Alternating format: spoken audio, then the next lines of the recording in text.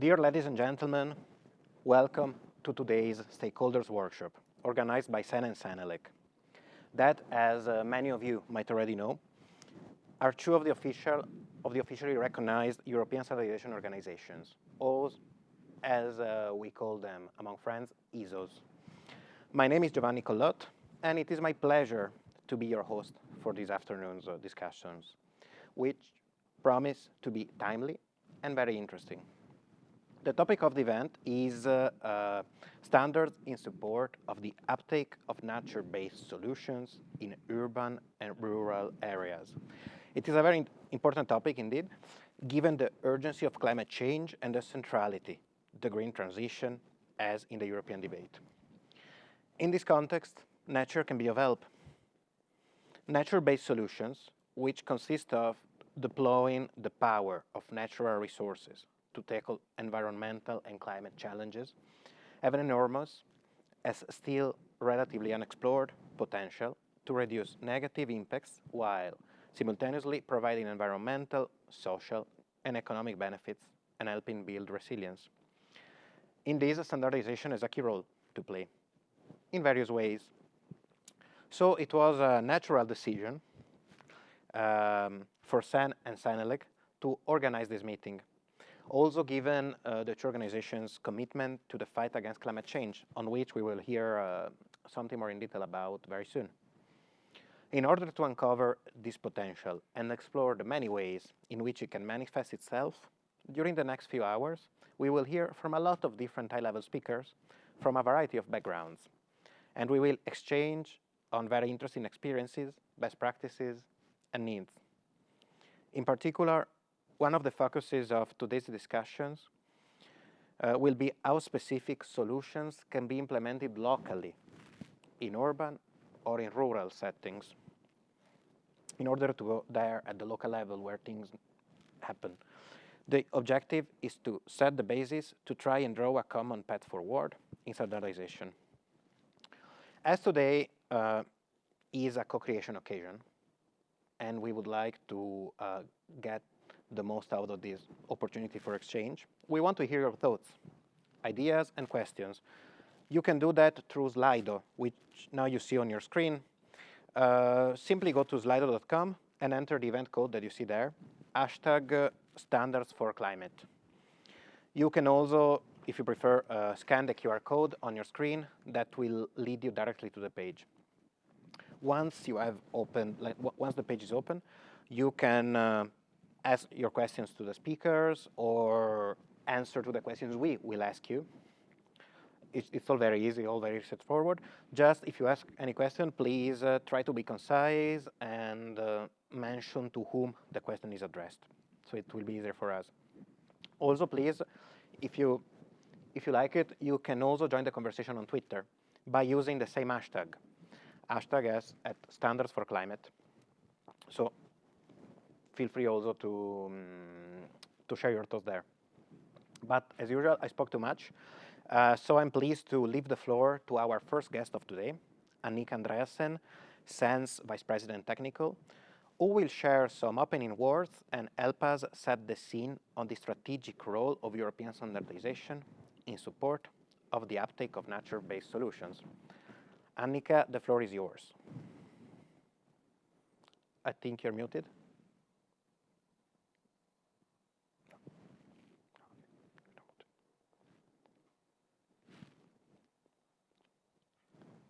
She's muted.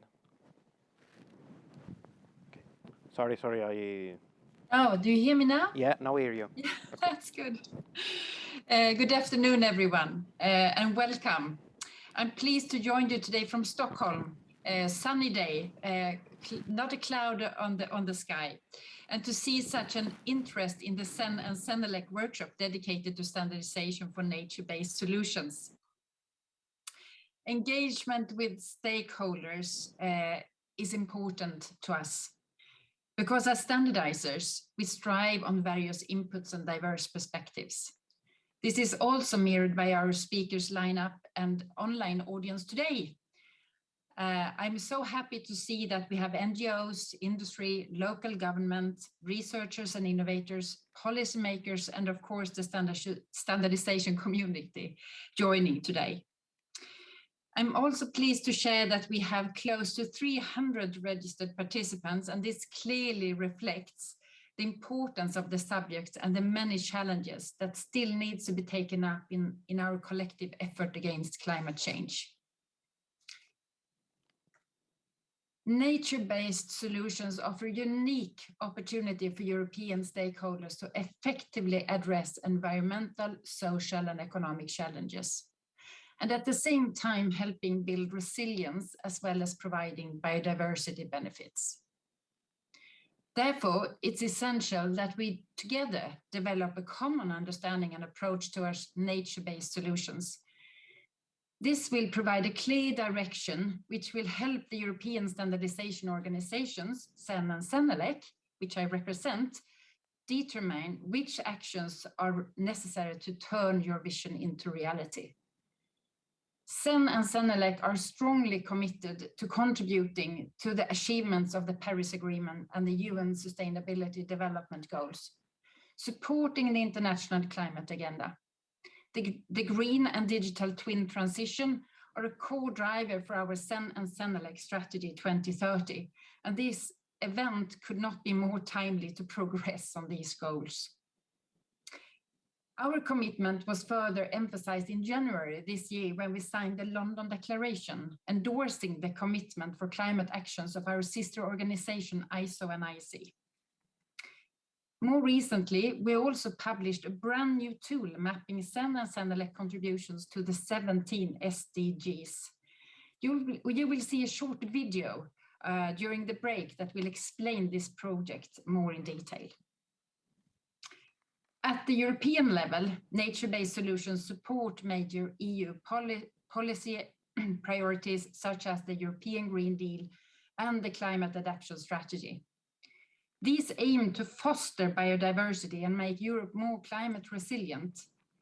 In a moment, we will hear more about the European regulatory framework and green objectives in the dedicated fireside chat with representatives from the European Commission, DG Environment and DG Climate. The European Standardization Strategy that was published earlier this year further highlights the strategic role of standardization as a critical enabler of the solutions. Solutions needed for the green transition and the EU ambition towards a climate neutral and resilient and circular economy. I'm happy to say that standards have a key role to play in reinforcing a wider uptake of nature-based solutions in urban and rural areas. We can provide tools to key players to achieve a successful green transition for a sustainable, innovative, and cost-effective greener European economy. Several standardization activities are already ongoing on national and international level, and more recently also on European level. These provide tools for specific applications of nature-based solutions. There is an opportunity for all of us to be proactive and jointly address the crucial topic and position ourselves as central actors in the green transition of European industries. Today, we initiate this discussion to reinforce the commitment to deliver European standards in support of a greener and climate neutral European economy. Together with you, we want to identify the critical cross-sector gaps and priority areas where standardization can provide solutions for successful green transition in both traditional and horizontal sectors. Our event and exchanges today will specifically focus on 3 priority areas. First, green and blue infrastructure. Secondly, construction and building. And third, land use and soil. We will look into the multiple potential of nature-based solutions in rural and urban areas and aim to identify standardization solutions to further support European stakeholders in implementing and fully benefiting from nature-based solutions. This to tackle climate and environmental challenges. I'm eager to hear your input. I invite all of you to actively contribute from wherever you are joining us online. Please be open and share with us your challenges and your needs. We are here today to support you, listen to you, and identify the standardization solutions of tomorrow. Your contribution is so important. We have great challenges, but we also have great opportunities ahead of us. And with your help, we will meet them and shape the future priorities for SEN and SENELEC to facilitate the uptake of nature-based solutions and make progress towards our shared ambition for a green European economy. I say thank you for joining us today, and I look forward to hear your discussions today. Thank you. Thank you very much, Mrs. Andreasen, for setting the scene so well. Now, let's delve into today's topic with a very rich program that will see the presence of many relevant speakers. But before we do that, let's try an icebreaker on Slido to make sure that everybody can use the tool and understands how the tool works. So please, those of you who haven't done it yet, please go to slido.com and enter the code standards for climate, or follow the QR code that you see on the page. And we are asking you a very simple question. Where are you joining us from today? Say it with an emoji. Like, if you want, you can use an emoji. Otherwise, you can just write the name of the city or country, but we are interested in seeing where you're watching us from. So let's wait a bit for some answers to come. Okay. We see a lot of Brussels. We see, wow. Okay, it's filling up.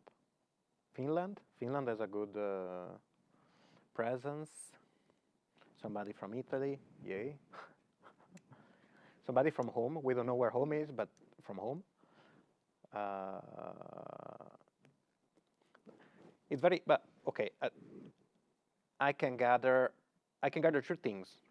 The answers continue flowing in, but I can gather two things. The first one is that, of course, as usual, and it's also the beauty of this kind of events, of these hybrid events, is that we have people from all around Europe and even beyond, because I see somebody from New Delhi,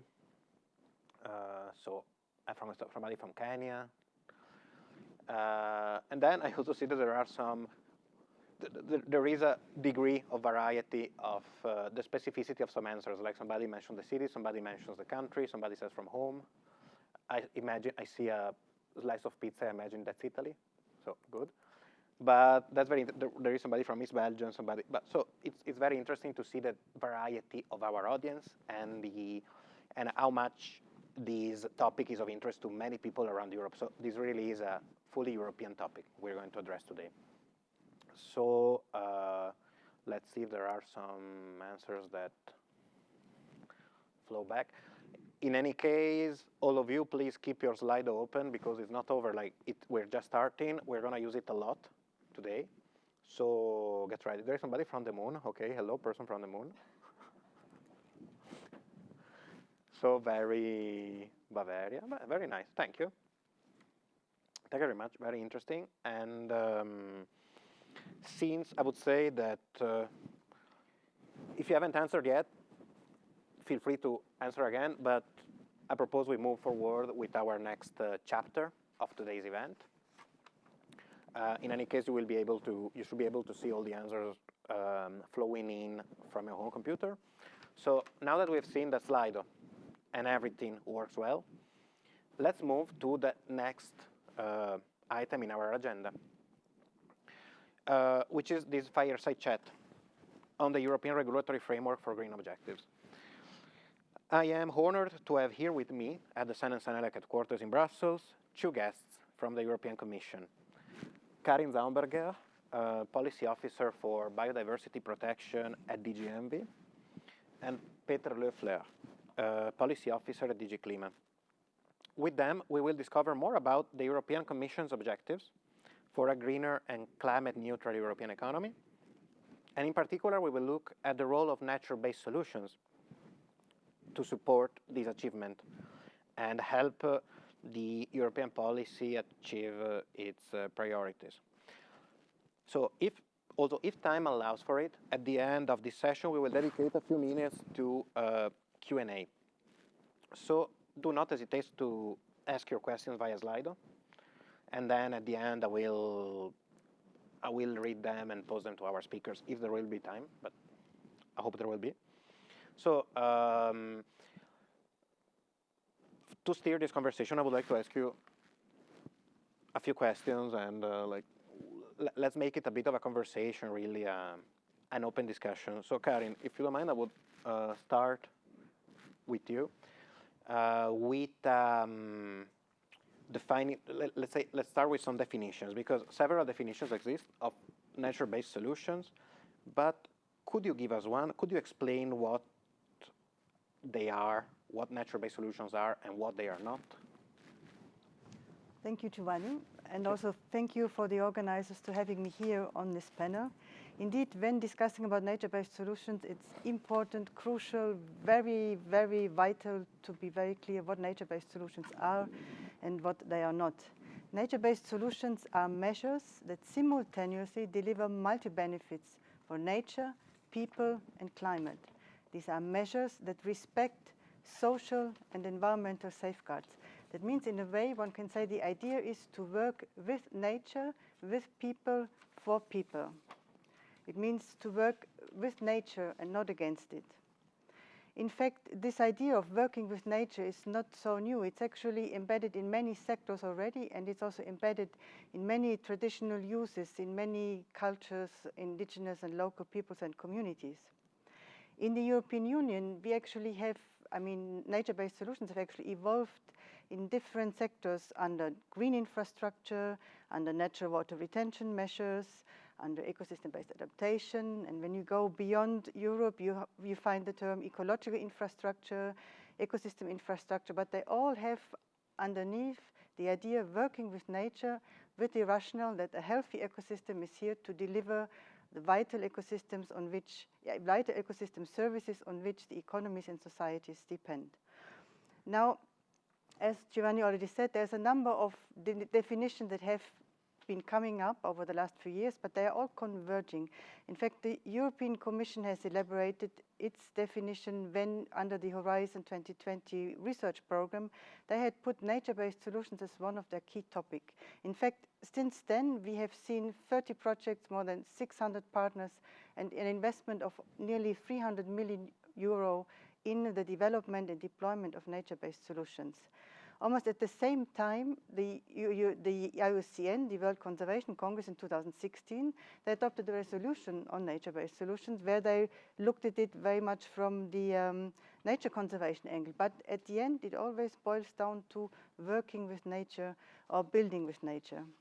In spite of that, in the international context, notably in the international multilateral negotiations, there were more and more voices coming up. We don't have a multilaterally agreed definition on what nature-based solutions are. And we are very happy that a couple of months ago, in February this year, at the 5th meeting of the United Nations Environment Assembly, a resolution of nature-based solution was adopted that includes a definition. And Gianni, if you allow me, I would really like to read this one out, because we hope that this will provide the framing for further work, notably within the conventions, but also, more importantly, for the implementation. In the resolution, it is agreed that nature-based solutions are actions to protect, conserve, restore, sustainable use and manage natural or modified terrestrial, freshwater, coastal, and marine ecosystems which address social, economic, and environmental challenges effectively and adaptively, while simultaneously providing human well-being, ecosystem services, resilience, and biodiversity benefits, and recognizes that nature-based solutions respect social and environmental safeguards. Considering this, we are very clear that, for example, monoculture plantations or ocean fertilizations are not nature-based solutions. Even though they use natural processes, photosynthesis, but they are not nature-based solutions. However, sadly, we already can observe that misuse of the concept happens. We have seen that monoculture plantations have actually been wrongly labeled nature-based solutions for carbon offsetting, and sometimes this has led to negative impacts for biodiversity and even negative impacts for people. And it had also kind of created some opposition for the term. That's why we really hope that now, thanks to the UNEA resolution, clarity has been given, and we now hope that this clarity will also help that the abuse of the concept is being avoided. However, something that's also clear in the resolution, nature-based solutions are not a panacea. Nature-based solutions are complementary and additionally to decarbonization. They do not replace technological emission reduction, because it's very clear that in order to stem the planetary emergency we are in, we need to scale up the implementation of nature-based and technological and societal solutions. Thank you, Giovanni. With that, I give back to you. Thank you very much, Karin. Thanks for this very interesting definition, which allows us to really jump into the topic of today's discussion. Now I would like to turn to Peter. Peter, how do these nature-based solutions we just talked about fit into the wider objectives of the European Green Deal, especially with regards to the three priority areas we are focusing on today? So the green and blue infrastructure, construction and building, and land use and soil. Thank you. Okay, thanks very much for your question, Giovanni, and thanks for having me also. Thank you. Nice to be in the room with so many people who represent their countries through pretzels and trees and pizza slices. I like that, and great success. Now on the Green Deal, if we speak of the Green Deal, that is really still the key roadmap and program for this current EU Commission.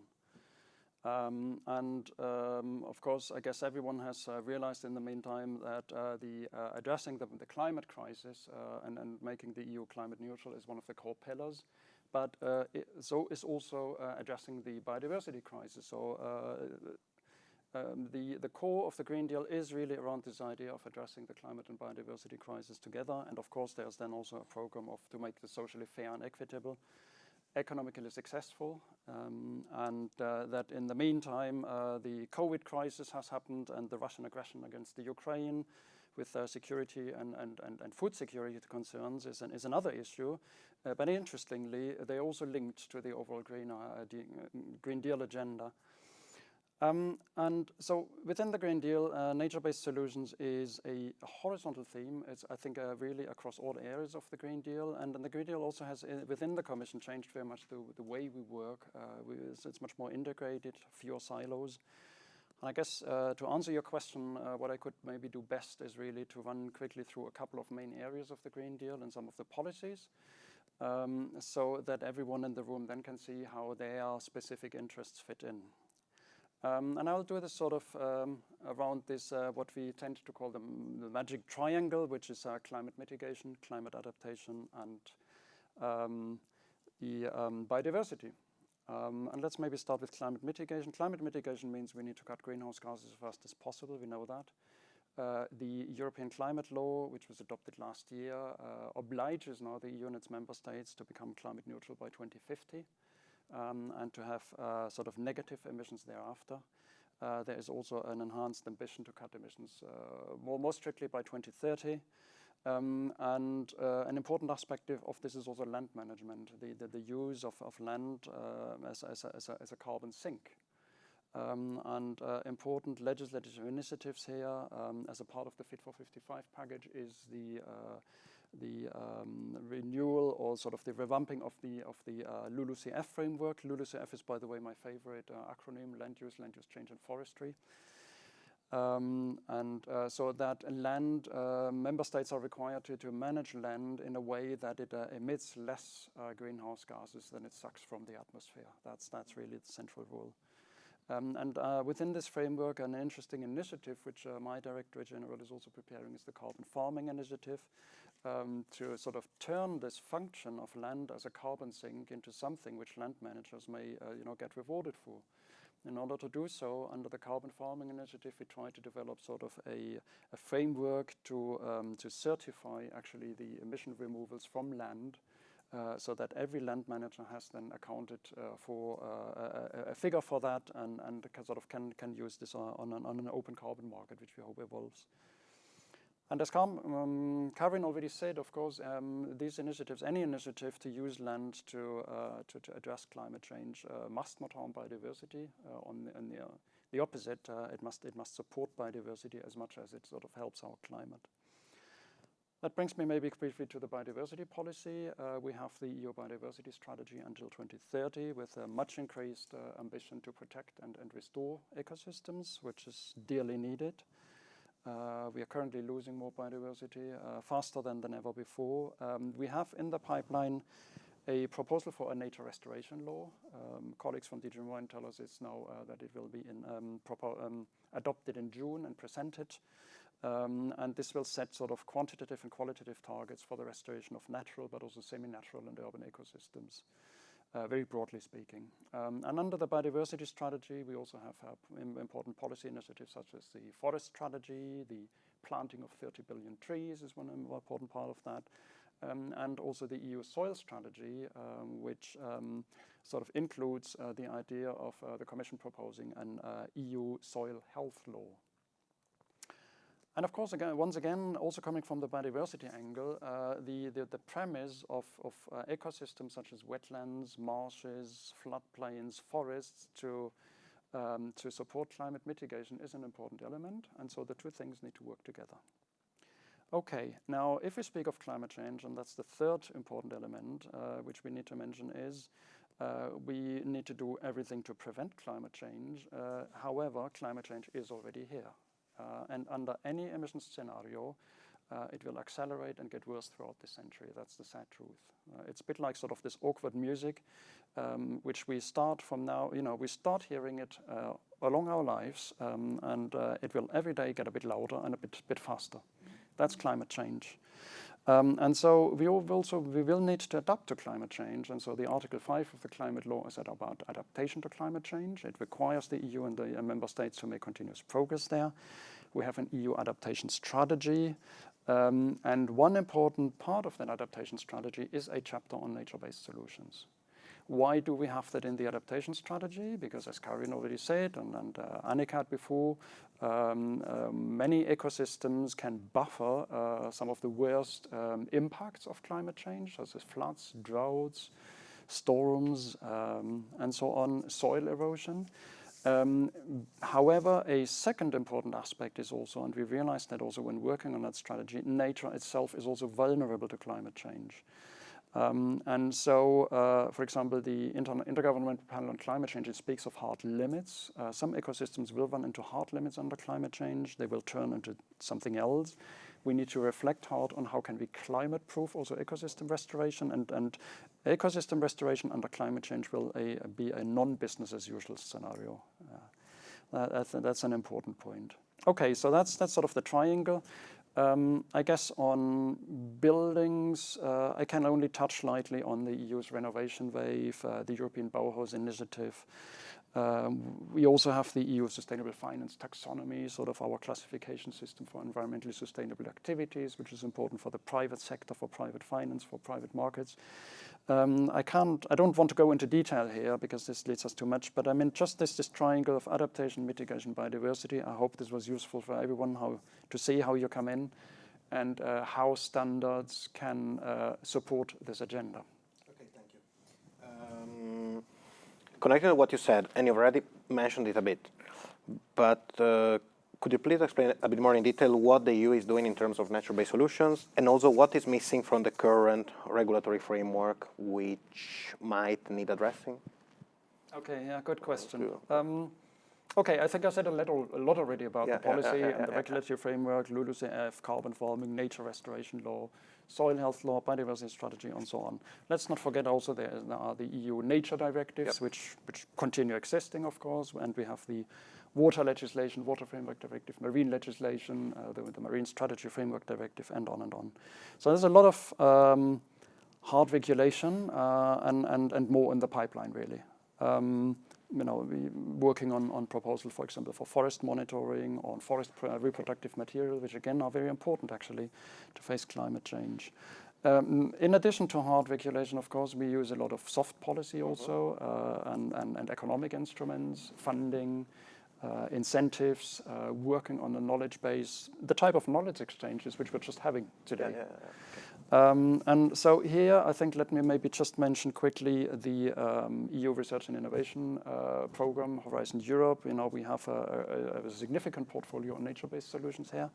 A lot of work going on to understand nature-based solutions better. And I think the Clever Cities project and Network Nature, they will be, I think, presented later on during this workshop. And we have also an exchange, a knowledge exchange platform called Opla, sort of to exchange really the knowledge on these type of solutions. In this context, maybe I should also mention that the colleagues from our Research Directorate General have been developing a publication. It's called The Vital Role of Nature-Based Solutions in a Nature-Positive Economy. Okay, that's very interesting. And this publication is interesting because it points also to some significant knowledge gaps, especially when it comes to the potential benefits of nature-based solutions, and also the lack of technical standards in some areas which hamper sort of, further progress. And I think overall, my experience is over and over again, we all seem to agree nature-based solutions are great, they work for everything, there are no regret, they are the Swiss knife type solution, they can be cost efficient, but then why don't we see more of them? And how could standardization contribute to us seeing more of them? And that brings me a bit to your question, where are the barriers? What's the problem? And maybe just let me share a few thoughts about that. Karin said a lot about definitions, and there was this sort of, quite a lot of debate, what is a nature-based solution, but still, the current definitions are still very generic, very broad, and there is a huge range of actions which fall under these definitions, which are implemented in different countries, on different ecosystems for different reasons, and which makes them difficult to compare and to define.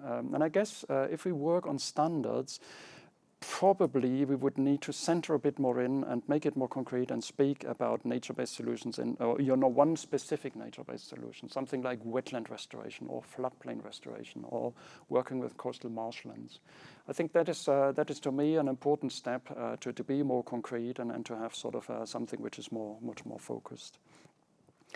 My second thought would be, and I said, I touched on that already before, we unfortunately will be living in a century of rapid global warming, and we will hit a couple of hard adaptation limits in the course of this century. Depending a bit on the emissions scenario, but under any emissions scenario, we will see significant warming in Europe. And so we already have with nature-based solutions this complexity of ecosystems and how to deal with interactions between species and their habitats and all that, and human intervention. And with climate change, this becomes even more complicated because we're basically set against sort of a moving target and a moving climate context.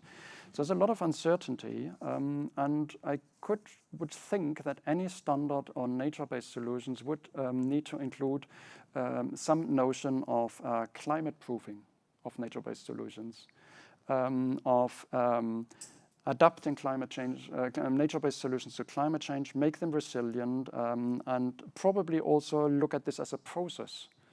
Adaptation is not a defined endpoint. Everything will move, and we will need to look at as a nature-based solution not as a defined endpoint, but as something that needs to be addressed through a process. We probably need something like process standards, and finally, maybe one important problem for nature-based solution is financing, access to finance, huge problems to sort of create bankable projects, large-scale, landscape-scale projects. And I'm not quite sure whether sort of standards can come in here and how. That's maybe for the people in the room to judge. But I think this is also something which is a major barrier and something where standards could usefully come in. Thank you, Peter. And since you mentioned standards, I'm turning to Karin and linking up with what Peter said. What help can standards provide? Also in the framework of the recently approved new EU standardization strategy, which was just released in February, and which has a specific focus on greening the European economy.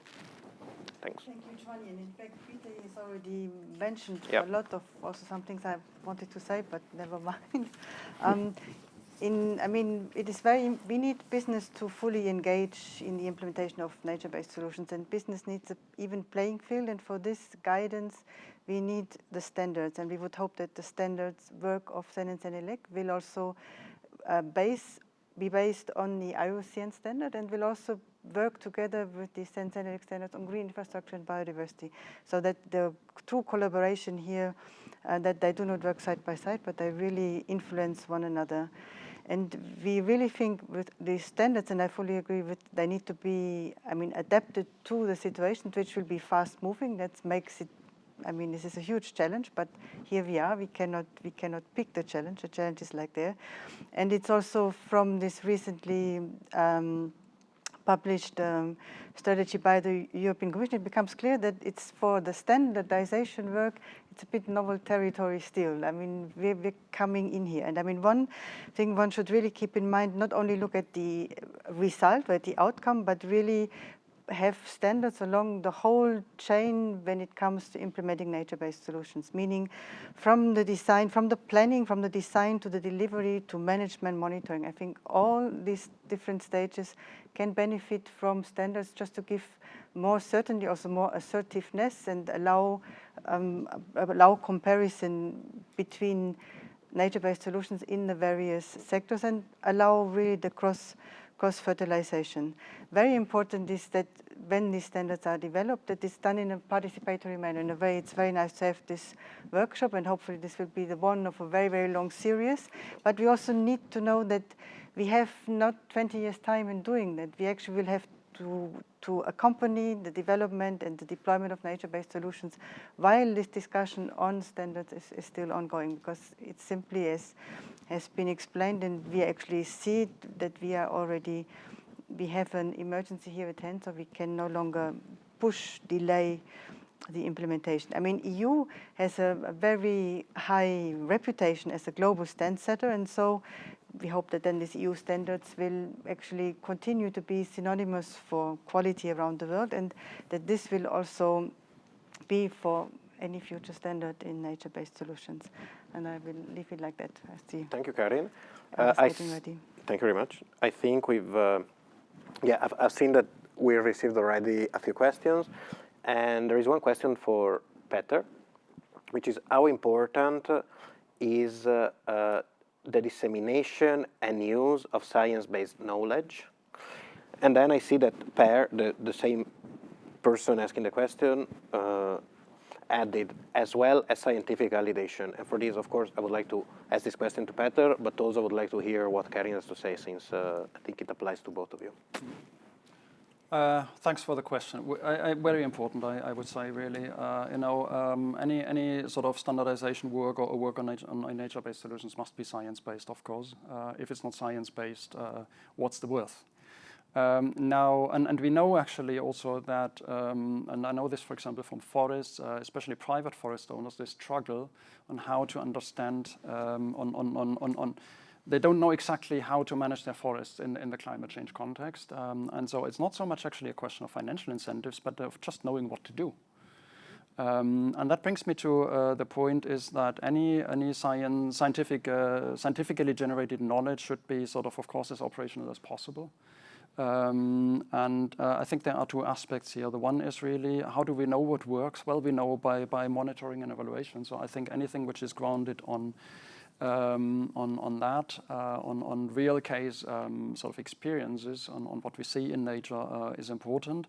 Secondly, of course, we will also need to fine-tune and work also in the future with scenarios and models to get a bit of a sense of direction and idea where we are going. So I think science could come in through scenario, still better scenarios in modeling, but also a lot of monitoring and evaluation.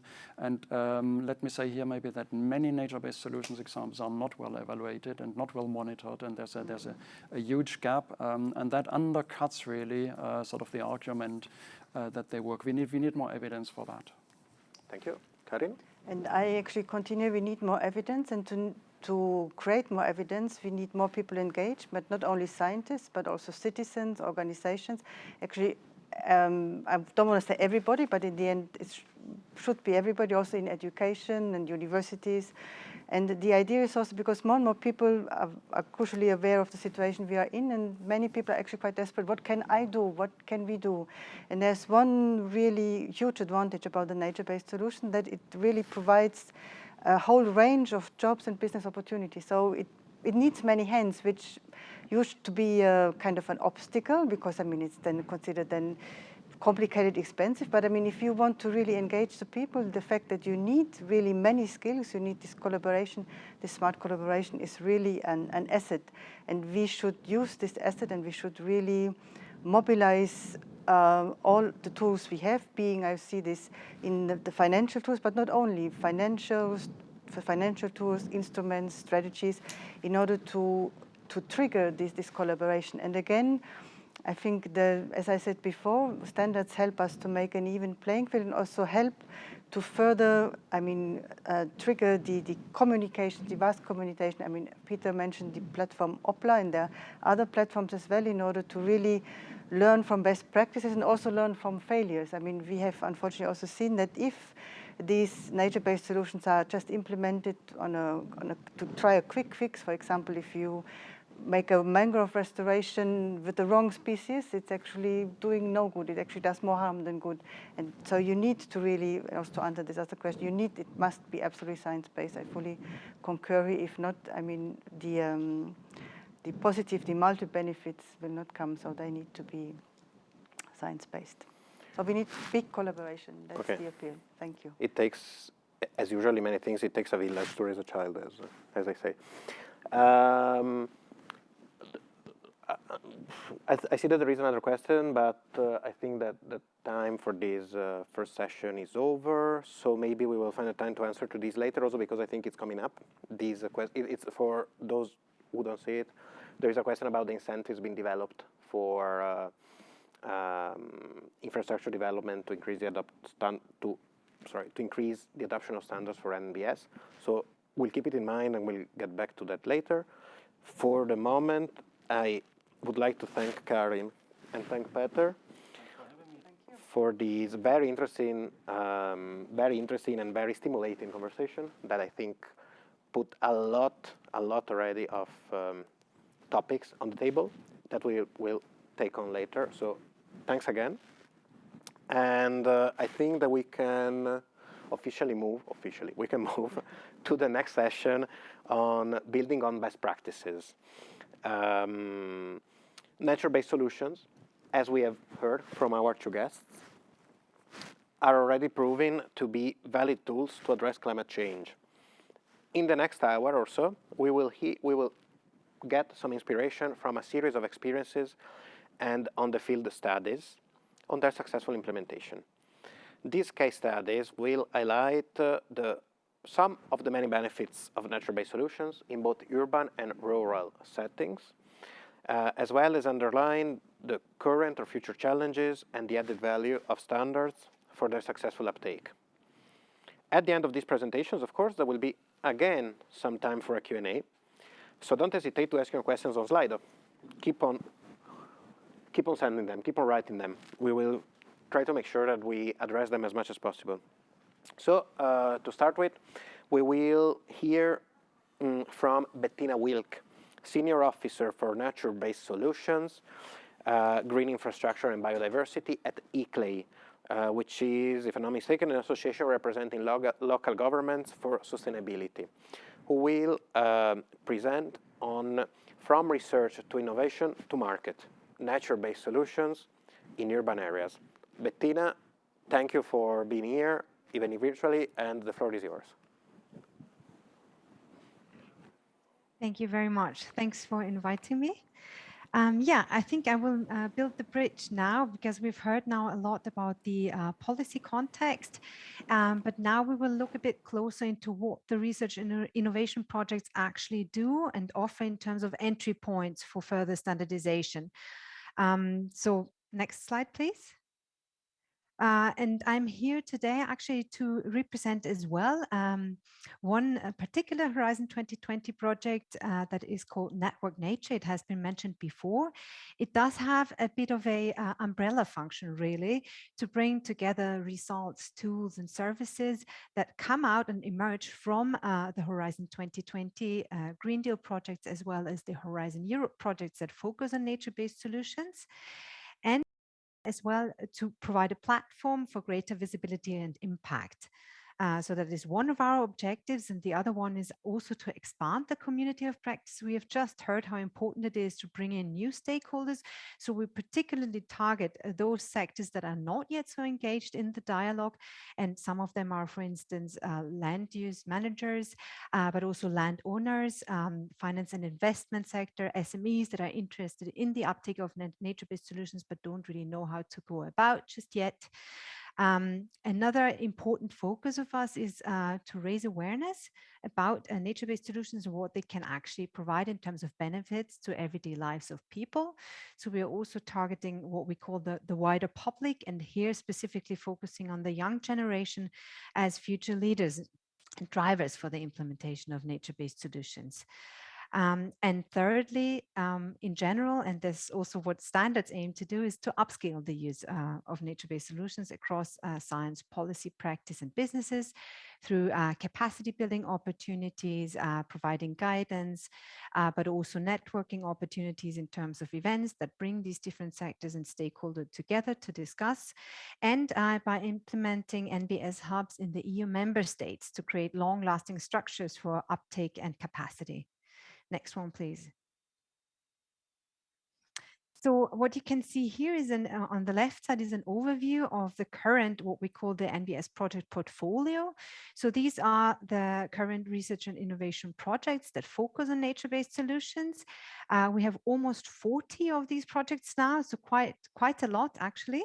And there are a mix of research projects and those that actually implement nature-based solutions as well, with demonstrators and pilots. As you can see here, we have a varying set and topics here, with the very early one starting and focusing on climate and water resilience, then moving on to what nature-based solutions can do for urban regeneration and redevelopment, and later ones then on ecosystem restoration, ecosystem rehabilitation, not only in the EU, also in Latin America and China. So most of the projects really have a very strong focus on cities, but we do have an upcoming focus as well on ecosystems on a landscape level, especially of the new projects, the Green Deal projects we call them, that are dedicated to large-scale demonstration of ecosystem restoration. So there's a wealth of projects to rely on and to actually get input from. So nature-based solutions have a growing interest, especially in terms of their contribution to climate neutral, just, resilient, healthy, and biodiverse communities through the multiple benefits that they can deliver.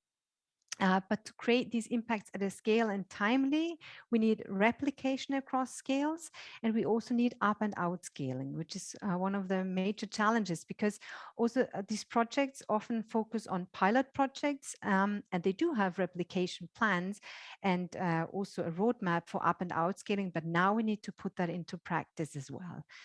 There's also a growing interest in nature-based solutions and how they can actually contribute to a green economy, to a nature-positive economy that has basically just and healthy communities at its heart, whilst reducing environmental impacts and reducing also resource use.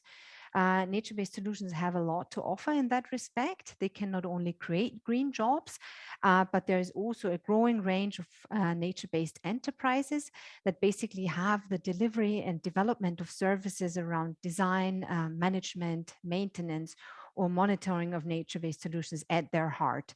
So basically a growing supply that is matching a growing demand. Next one, please.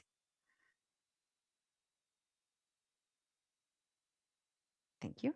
There are still a lot of roadblocks actually to fully harnessing actually the potential of nature-based solutions towards driving such a nature-based or nature-positive economy. And I would like to point your attention to a very excellent actually EC report, an expert publication that has just recently been published. It's a collaboration of over 10 Horizon 2020 projects as well as a LIFE project that looks into how can we really harness nature-based solutions and bring them and make them part of a nature positive economy. And what I'd like to look at here and point you towards are still the main roadblocks that we have to address, since they're very suited for this context here today. And they mentioned several. These are just 4 of them that I picked out for the relevance here. And the first one they actually mentioned is we need transparent and widely accepted standards and codes of practice. And these need to go along the whole life cycle, the different stages of a life cycle of nature-based solutions. So we talk about standards for the design, implementation, planning, but also the monitoring and maintenance of nature-based solutions. And that can actually help us strengthen the concept and as well as the definitions, since there is a lot of misuse that we can see as well in the private sector. So we need to counteract that. Second, we need larger data sets and more evidence when it comes to impact assessment and the valuation really of nature-based solutions benefits across the different issue areas, actually, especially when it comes to cost effectiveness and strengthening incentives for private sector investment. But also when it comes to the non-monetizable benefits like societal impacts or health impacts, where we're still lagging behind, so that we have like a good information base for decision makers and investors likewise. And then third, obviously public policy. We've heard there's quite some progress that has been made actually with the Green Deal, with the EU biodiversity strategy, but there are still some policy areas that have room for improvement, such as land use and soil, for instance, or constructions and buildings. We need to put more effort into integrating nature-based solutions into these policies, but at the same time into developing policy instruments that can actually strengthen the regulatory framework and also provide incentives for their uptake, increased uptake and adoption. And fourth, but that's definitely not the last one in terms of sequencing here, most of the nature-based solutions are still publicly funded. And this is not sustainable in the long run, especially when we think about that we have to triple our current state of investment into nature-based solutions to achieve the climate, biodiversity, and land degradation targets. So what we really need is a collaboration of stakeholders, collaboration in financial arrangements, blended finance with the private sector, strengthening incentives for their investment, and get them to acknowledge as well that there's a huge potential for job creation and for the cost effectiveness that they can deliver. Next one, please. So how does that now all link to our NBS projects? I would like to show you and share here a few entry points of what has already been done that are potential entry points for further standardization and synthesis, actually. So there's one example that is really quite comprehensive platform, and I think the one of its kind that has been created by Nature for Cities. It's a project that has already ended, but they have really made an attempt to actually bring together several tools. And again, here looking at the different stages of and life cycle of nature-based solutions for practitioners, for policymakers, also urban planners and civil society. And they allocate these to different phases. So we start with basically creating a nature-based solution, choosing where to best place it in your city, but also choosing amongst the wide variety of solutions that exist to actually meet those challenges that you want them to meet or that you have priorities for. Then the project assessment, which assembles different approaches for environmental, socioeconomic benefit and impact assessment. And then finally, the implementation, which has a very good tool actually that lets you search for how much co-creation you actually want to have in terms of governance in your initiative. That depends on public participation, how much should the public be involved. And it would then let you know which kind of nature-based solutions are suited for that. And then it also has like a very large database of finance and business models that are actually embedded in that platform.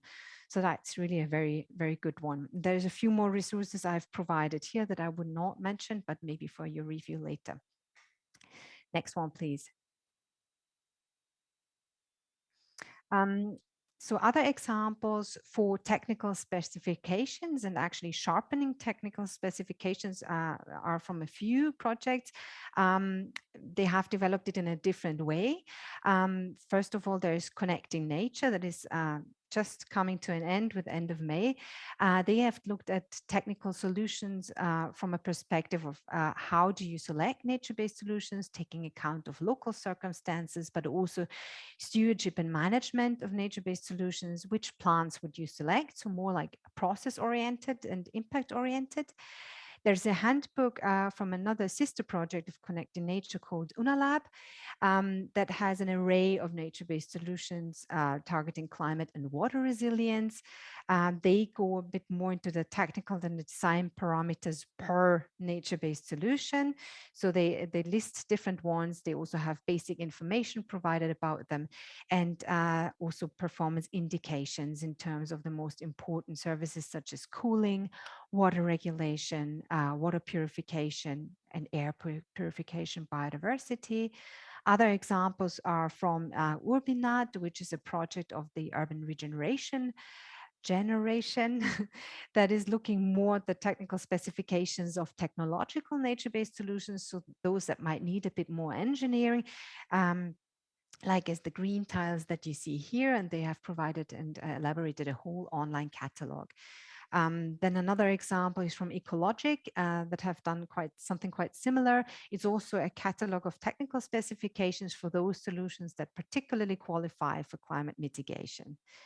Next one, please. Here you see just examples of how that looks actually in practice. That is the example from Ecologic for infiltration trenches, for instance. You see here, there's first an overview of what they can deliver, then a bit on technical details and construction details, which kind of benefits are associated with. Here, the focus is on climate mitigation, but also which urban challenges can be met. Next one, please. That's another example of the Urbinat catalog that I mentioned. That's an online catalog that you can actually also scroll at your own pace and convenience. Pretty similar here. You have got a description of the nature-based solution. Here the focus is a bit more as well on the co-creative process as well with the public and other stakeholders, the replication potential, and also here the challenges again that can be addressed. Next one, please. That is a very important work with regards to impact assessment and monitoring.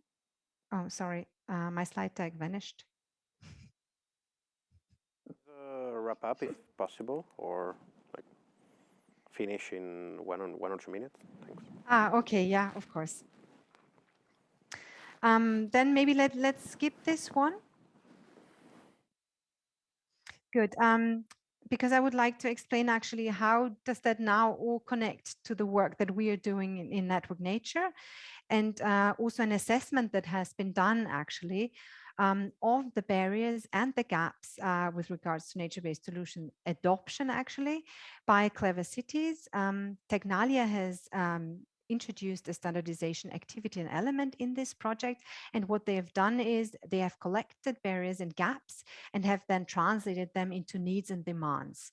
And these needs and demands have then been categorized in 5 spheres that you see down here in terms of NBS technical design, implementation, planning, policy and governance, finance and communication and awareness raising.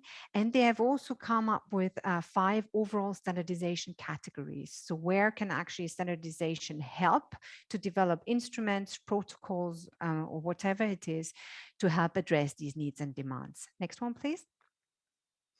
Yeah, and this is the analysis matrix where you actually see on the left here the 5 themes that are then contrasted to the 5 standardization elements. And an example how that could look for design and implementation as one of the first phases actually. And you can see here the factors that I mentioned is extend and consolidate terminology that would feed into the standardizable element of creating better and more solid terminology. And a few other examples that I won't delve into now since I don't have the time, but we have Evelyn Feliu as well in the next panel. So he's very well suited to answer your questions about that. And maybe next one, please. That's the very last, I promise. So we have a semester theme actually in Network Nature on exactly that topic, where we actually aim to collect and consolidate a bit more the whole NBS standardization landscape towards developing a standardization roadmap. Thank you very much. Thank you, Bettina. I see that you received already a lot of questions in our Q&A, but I propose we move to the next presentations and then we put all the questions together. So okay. Maybe also like some things will come up with other presentations. So thank you, Bettina. Now we will virtually travel to Slovenia and its beautiful capital, where we're going to join Rosalia Kvežić. I hope I pronounced the surname decently, assistant professor in the Department of Agronomy at the University of Ljubljana, who will share her experience as a part of a very interesting project that looked at how to introduce green windbreaks as a nature-based solution in rural areas. So, Rosalia, thanks for joining, and the floor is yours. Yes, good afternoon, everyone. And thank you very much for the invitation. As announced, I will share an example of a nature-based solution for green infrastructure and rural development. My focus will be on green windbreaks that help protect fertile agricultural soil against wind erosion. But apart from that, they have many more functions that help us adapt to and increase climate change resilience. Next slide, please. And many agricultural areas in the EU are facing challenges of climate change. The EU strategy on adaptation to climate change adopted in 2021 is there to support decision-making across sectors and governance levels by integrating adaptation into macro-fiscal policy, developing nature-based solutions for adaptation, and by promoting local adaptation action. Next one, please. So, in this context, I hope you all agree with me that fighting consequences is not a nature-based solution, nor a successful local adaptation action. Here in figure 2 is an example of extreme soil erosion by Bora wind in 2012 in Vipava Valley in Slovenia. As you can observe, the drainage ditches were leveled with farmland as they have been completely filled with eroded topsoil. The eroded topsoil had to be then transported back to the neighboring agricultural land. Next one, please. At the case study area, we are really expecting an annual average temperature rise, decrease of summer precipitation, and increase of summer evapotranspiration. In essence, we are expecting droughts, but also a decline in human well-being as we expect increase of heat wave magnitudes, as you can see on the figure on your right. Next one, please. Thank you. At the case, the local multi-sectoral climate change risk and vulnerability analysis at local scale indicates that climate change will increase in all sectors, most notably in sectors healthcare and forestry. The agricultural vulnerability to climate change is already high in all municipalities and will remain high in the future unless serious measures to adapt are undertaken. Next one, please. And establishing a green windbreak, as I promised, I will focus on this, is a measure that is considered as appropriate to fight or to increase climate change resilience. But also it's considered one of the most more complex measures, which require coordinated stakeholder participation at several levels. And if we compare this to implementation of agri-environmental climate measures, that really require far less stakeholders involved. We can see that this measure is quite complex. Next one, please. which is why this is the focus of our action at the local scale. We can see on the photos here that existing windbreaks at the case study area that were established in the 70s are really in a poor state. The common deficiencies that we can see are horizontal gaps, dying trees, missing undergrowth, or incomplete vertical profile of the windbreak, which is why systematic replanting of green windbreak is really crucial in the area. Next one, please. And therefore, to provide a standard for future green windbreak replanting at the case study area and wider, a demonstration green windbreak was established by a LIFE project at a selected location. It was co-established by experts, regional development agency, and the local governance authority, in this case, municipality. And the green windbreak that we established, please go back. Please go a slide back, thank you. Although certain standards were taken into account in planning this green windbreak, such as length, architecture, density, heights, really the green windbreak is customized to fit local environment in terms of what species used and what area was readily available for green windbreak implementation. And after implementing the green windbreak, we established or are in a phase of establishing a continuous monitoring of wind characteristics and evaluation of green windbreak efficiency. And the same level of attention should be in future paid to regular maintenance of the green windbreak and rapid response in case of damage. Please, one slide forward.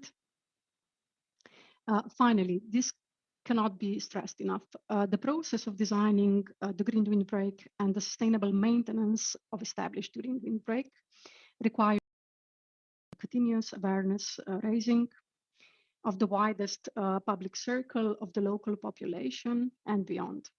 And what is even more important is the direct, genuine contact between the competent authorities and the municipality and the immediate neighbors, so the landowners bordering on the green windbreak should be emphasized. Therefore, standard monitoring of efficiency of green windbreaks on plant and yield needs to be established to focus not only on the environmental function, but also the socioeconomic acceptability of the green windbreak. And this is especially important because some farmers might see more disbenefits in green windbreaks as nature-based solutions than benefits. You can see on the slide here that farmers are keen to see the negative effects of the green windbreaks, which might happen with shading of the yield and consequently lower yield immediately next to the green windbreak. But if we focus on other positive influences of green windbreaks, we can see many more positive ecosystem functions apart from decreasing soil erosion. And this go to the higher air quality, landscape ecosystem, water, greenhouse gases, emissions, efficiency, and finally, human health improvement. So it's a complex measure, a nature-based solution, but caution needs to be taken in explaining people why this measure is necessary, and also standards need to be taken into account when planning and designing the system itself. This was a short presentation, and thank you very much for your attention. Thank you, Rosalia. Thanks for respecting the time, but we will get back to you at the end. Like, again, for all the Q&As that I see continue flowing, we will get back at the end.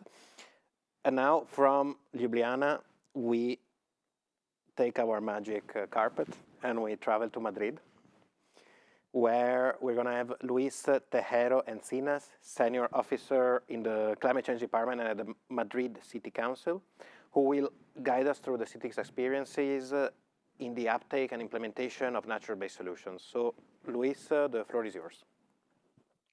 Hello, everyone. Good afternoon, and thank you, Giovanni, and thank you, Senelec, for inviting Madrid to this workshop, interesting workshop. And I will give you our experience on last years and how we work it from the ground, from the city.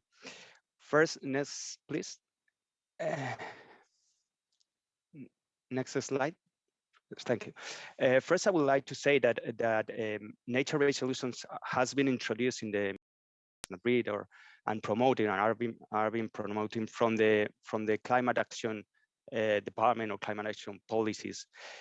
Maybe it seems clear or evident in this forum, but from the side of a municipality, other services could have this responsibility, such as green parks and gardens or water management or urban planning.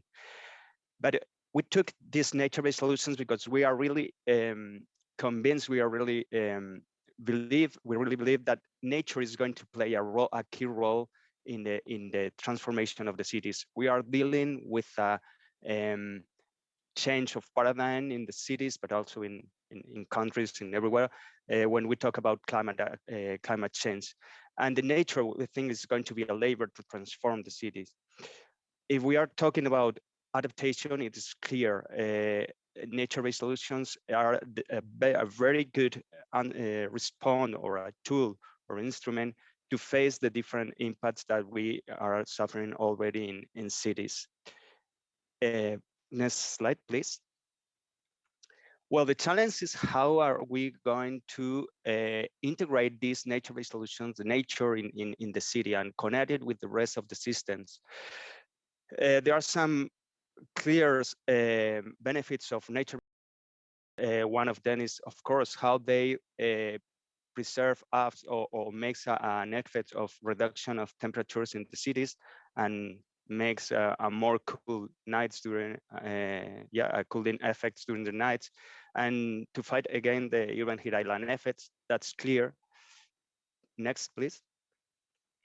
It is also clear, for instance, there are many studies about how the vegetation in cities can improve the air quality in terms of micro scale and also in meso scale. In Madrid, we have done a different project assessing how the vegetation can refresh the city or even can improve the air quality in the city.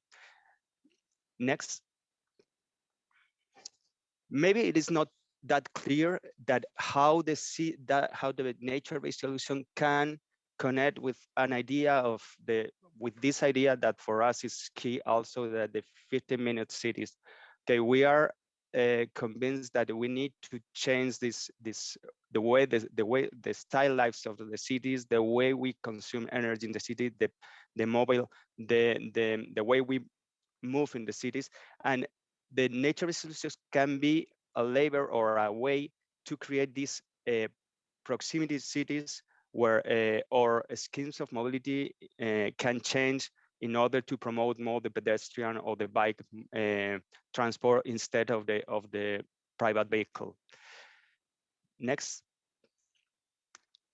And also, it's not clear how the green infrastructure is important to strengthen the social infrastructure. The social infrastructure clearly a way to be resilient from part of the society to the climate impact. So it is not easy, maybe it's not that easy as how the vegetation reduces the temperature, but it's very interesting and very important how the green spots in the city can promote this social infrastructure in order to be more resilient to dealing with the climate impacts. Next, please. So we start to work with nature-based solutions in this frame of adaptation to climate change in 2016, 7 years ago now, and we start.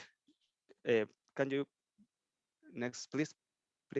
And we start promoting, making a proposal of 17 different solutions to work with nature in the cities. That was at the beginning in 2016. That was only proposals. Some of them very controversial among our colleagues because they say that maybe were difficult to implement. But just 3 years later, we were able to show real cases for each of these proposals. Next, please. One of them of these flagship projects that we have already developed in the city are many green roofs, like this one you can see there. This was an old market that was refurbished, and then they changed their green roof. Um, this green roof is surrounded by buildings. This is a courtyard of blocks, and they changed a private initiative of the market change this green roof, this roof, converting it in a green roof.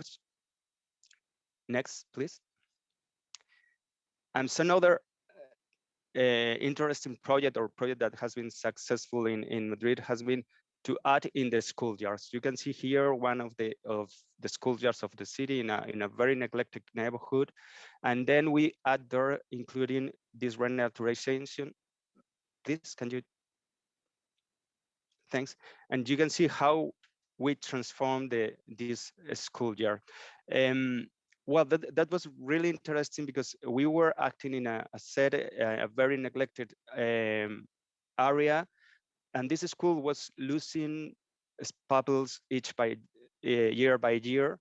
But after this intervention, this trend has changed, and now there are more and more registration each year after just this small intervention. But this gives the impression that something is happening in that school, and the parents that are surrounding, they want to put the kids in the school because they think that someone is taking care of this school more than before. Next one, please. And other interesting action that we did in the city and was really easy. Well, we have a river, Manzanares River, that crosses the city from north to south. And well, we always in Madrid, we always decide to have a river like Sina or like Thames, and our river was like this few years ago, like a channel, water of channel, but just well, next slide. Uh, uh, Pin a little bit. That's it. And after just opening the water gates of the dams, we leave the water go flowing in the natural way, and then everything appear suddenly and in a natural way. Now, of course, the biodiversity of this area has increased a lot, and all the life around the river has changed just for this easy action, but very deep in terms of renaturing.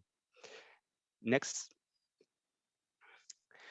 So now we're keeping going in renaturation project. It is going to be a long way. We are going to have a lot of barriers like, well, these sort of projects are very integral and very transversal, and usually in these sorts of organization like a municipality, we are used to work in silo system in a vertical structure, and that's difficult to make to to carry out this transversal project.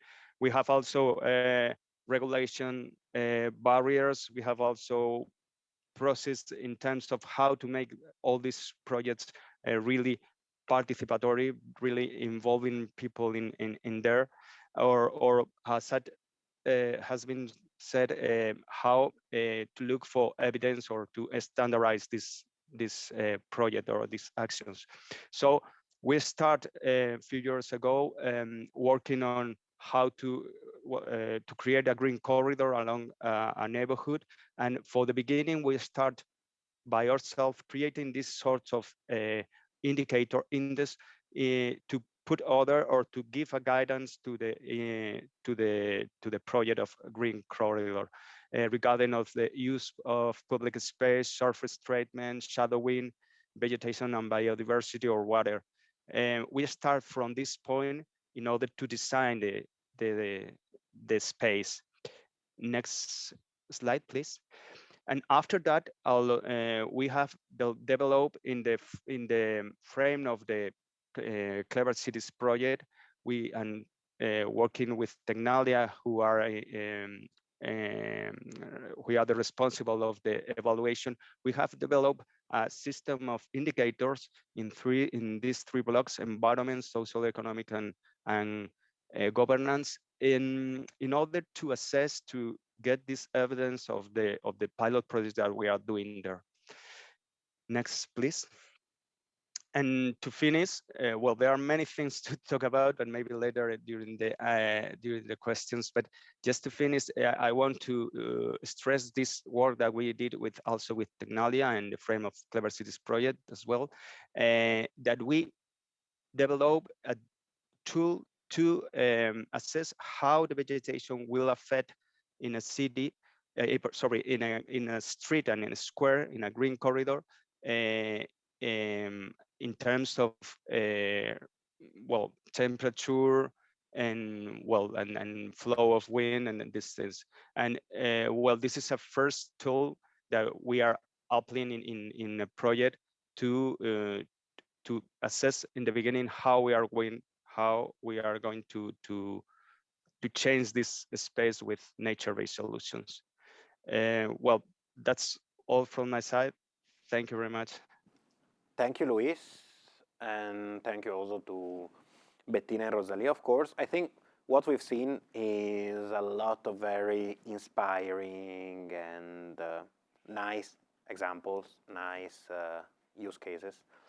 So it was like very interesting and very teaching also for me.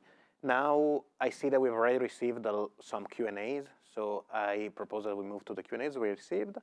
For example, the first one is to Bettina. And Bettina, there are loads of NBS, of nature-based solutions catalogs, tools, and etc. floating around. How best to navigate this quantity of information? Thank you. Yeah, that's actually a very, very good question. I think that's exactly what Network Nature is trying to do. So if you have a look at the platform, and I will put the link just now, we have a very large NBS resources section on this platform that allows you to search for such guidance, services, tools, reports, policy documents, whatever. You can search by type of document. You can also search by sector. You can search by theme. And what it actually is really a quality picked assemblement, you could say, of products that we have collected there, and that should actually help you navigate this whole jungle. And then in addition to that, to make it easier actually to access what the different projects have done, we have so-called project windows as well. So we feature projects that have like their own groups, also with members, but where you can actually access these projects and then see what the main outcomes and results are of these projects. That includes also case studies, any kind of reports coming out from there. So I put that just now in the chat. Thank you. Now I see a question which is to all speakers. So let's see who's going to answer to that. And the question is, what support is needed for R&I projects from both the European Commission and SEN and SENELEC to turn innovation, research and innovation results into standards?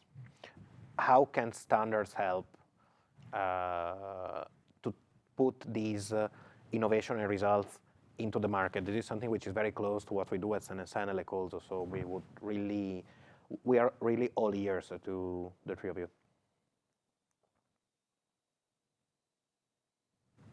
Somebody wants to answer?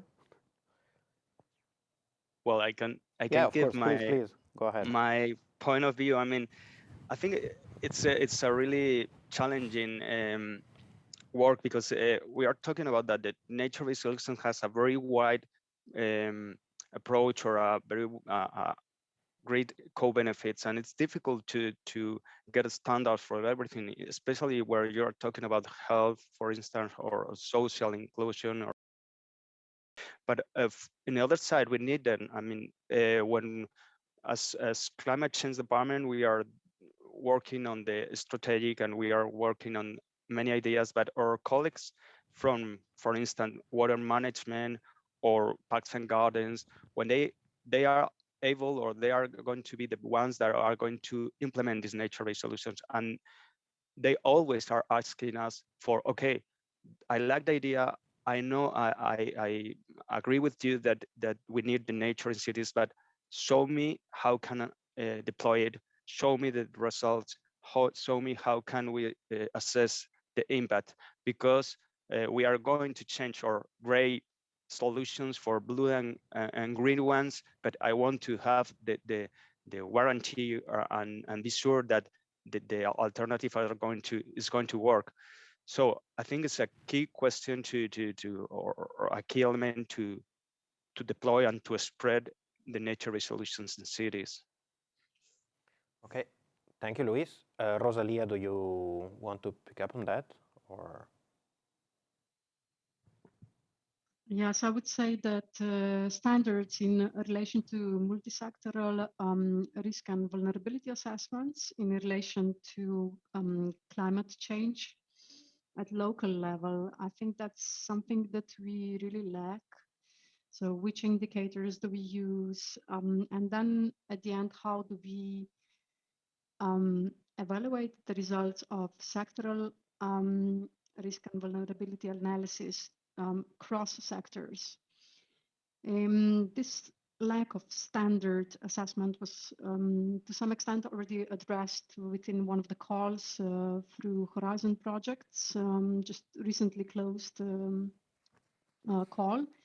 But of course, one project will not solve everything, especially because the local adaptation plans need to be adopted at a very fine level, a local level. Sometimes it's not possible to have just regional risk and vulnerability assessment. And I think we need more, not only guidance, but also development of indicators at local level.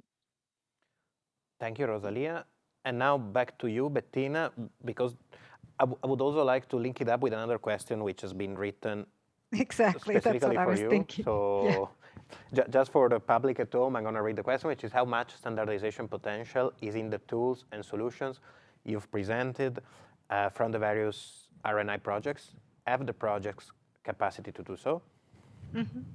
And this is actually exactly the work that we are now doing during the semester theme. We have actually two experts working on NBS quality and NBS standards. One of them is Efren, that has been conducting this preliminary and preparatory analysis of gaps and barriers that have then been translated to needs and demands, which have been allocated to these themes, and standardizable elements actually that they have already spotted in the NBS project portfolio based on a desk research of relevant publications as well. And this is where we actually pick up in Network Nature by putting this out in a survey to the NBS other experts to actually ask them, do you agree with those standardization categories that we suggest? Do you agree with the themes and also with the elements, and which ones do you prefer? So it's a very open process, a co-creative process that we're trying to do. And on top of that, actually, we have the nature-based solutions cluster task forces. So I want to mention those because they are an opportunity for the projects to collaborate on transversal themes that they are all contributing to, such as finance, governance and business models, impact assessment, and so on. So to collaborate and synthesize their approaches and also outcomes. So the indicator handbook, for example, that I've mentioned before, is one of these outputs, as well as the report on nature positive economy. So, and within this work in the task forces, there is potential for adopting further work on standardization that is guided by this semester theme. So Network Nature does have an operational fund that is basically budget that we put towards the task forces to let them decide how they want to use it. And if standards are one of the things that are identified as priority, then there is support for that. Thank you, Bettina. Very interesting. Now, Luis, I'm sorry if it looks a bit like an exam. It's really not an exam. It's really just that our audience is really, really interested in what you said, so the questions are flowing in, but I think it's a good thing to, and it gives an opportunity to really get to know a bit more in depth what all of your projects. So, Luis, how could standards help a city like Madrid? And what would you expect and what would you ask Sen and Senelec to do? Well, as I said before, I think the standards are key for us to make a real deployment of and spreading of nature-based solutions in cities, because we need that evidence, we need that ways of assessing, of designing, these roles of designing. What I will expect, or what can we help us is that, of course, we are, as said, we are touching and we are connected with many different elements of the city, very wide. I mean, we are including health, we are including economics, but we are from climate actions, we are conscious of that, we are aware of that, we are touching all these topics, but we are not expert on them. So we will need some coordination, touching all the experts in each field to develop their standards all aligned and with the climate objectives, and also connected with the rest of the ones. I would like to say one thing that happens with the regulation, which is not a standardization, but it's close to it, that we have many problems about the regulation, because sometimes the regulation is good, but it's established from such a sectorial point of view, not transversal, that makes it very difficult to implement transversal or integral projects. So it is important that each expert sector will develop their standards, but all of them should be aligned and should be coordinated in order to be more, to create more synergy and be more effective to implement nature solutions in cities. Thanks. Thank you, Luis. Now, okay, now let's first go to the question that has been written to Rosalia, meant for Rosalia, and it actually asks, who developed the standard for green windbreak recultivation?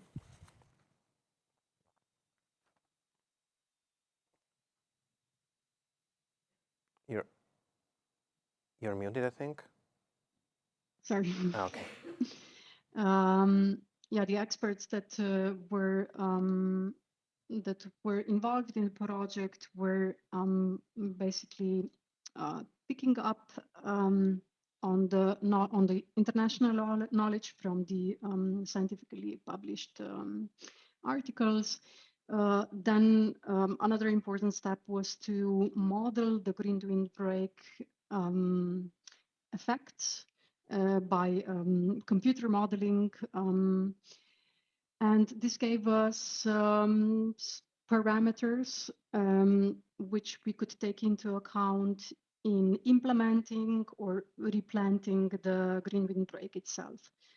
So everything from density, which species, what is the architecture of the planting itself, also the wind direction, how do we need to orient the green windbreaks. So these are more like technical standards that you can calculate by yourself if you have the knowledge to do so. And you can, of course, help yourself with modeling tools, which can be quite advanced or it can be simplified. So this is something that's maybe not so much a problem. A problem is that there is no continuity in designing green windbreaks. It's a new thing that we are doing after several decades. So there are no existing experts that have experience in designing green windbreaks. We are basically picking up knowledge as we started. We had to uptake a lot of basic knowledge on designing green windbreaks. So this international research community, scientific community, definitely is something that it's something that you need to base your knowledge on. then there is also this community involvement that you need to take into account. Of course, this app has standards, and in this community involvement, we really took into account that green windbreaks were a solution already in this environment, and that many farmers expressed that they have negative experience with this nature-based solution, presumably because green windbreaks were shading the crops, and this why this decreased the yield. I just want to say that scientific evidence really does not show that. This is something that is misunderstood, and that science can here really support the development of such important measure in this landscape. But of course, monitoring is a baseline to then have a fruitful discussion with local stakeholders. So this is my answer to the question. I hope I answered okay. Yes, it was very clear. Thank you, Rosalia. Now I see that there are two questions to all speakers. So the first one is, and actually both of these are very, very interesting because they're also gonna turn up again later during the day. So thanks for those who asked them. But the first one is, how can we leave enough flexibility for the local adaptation in standards? I don't know if somebody wants to start, otherwise I choose.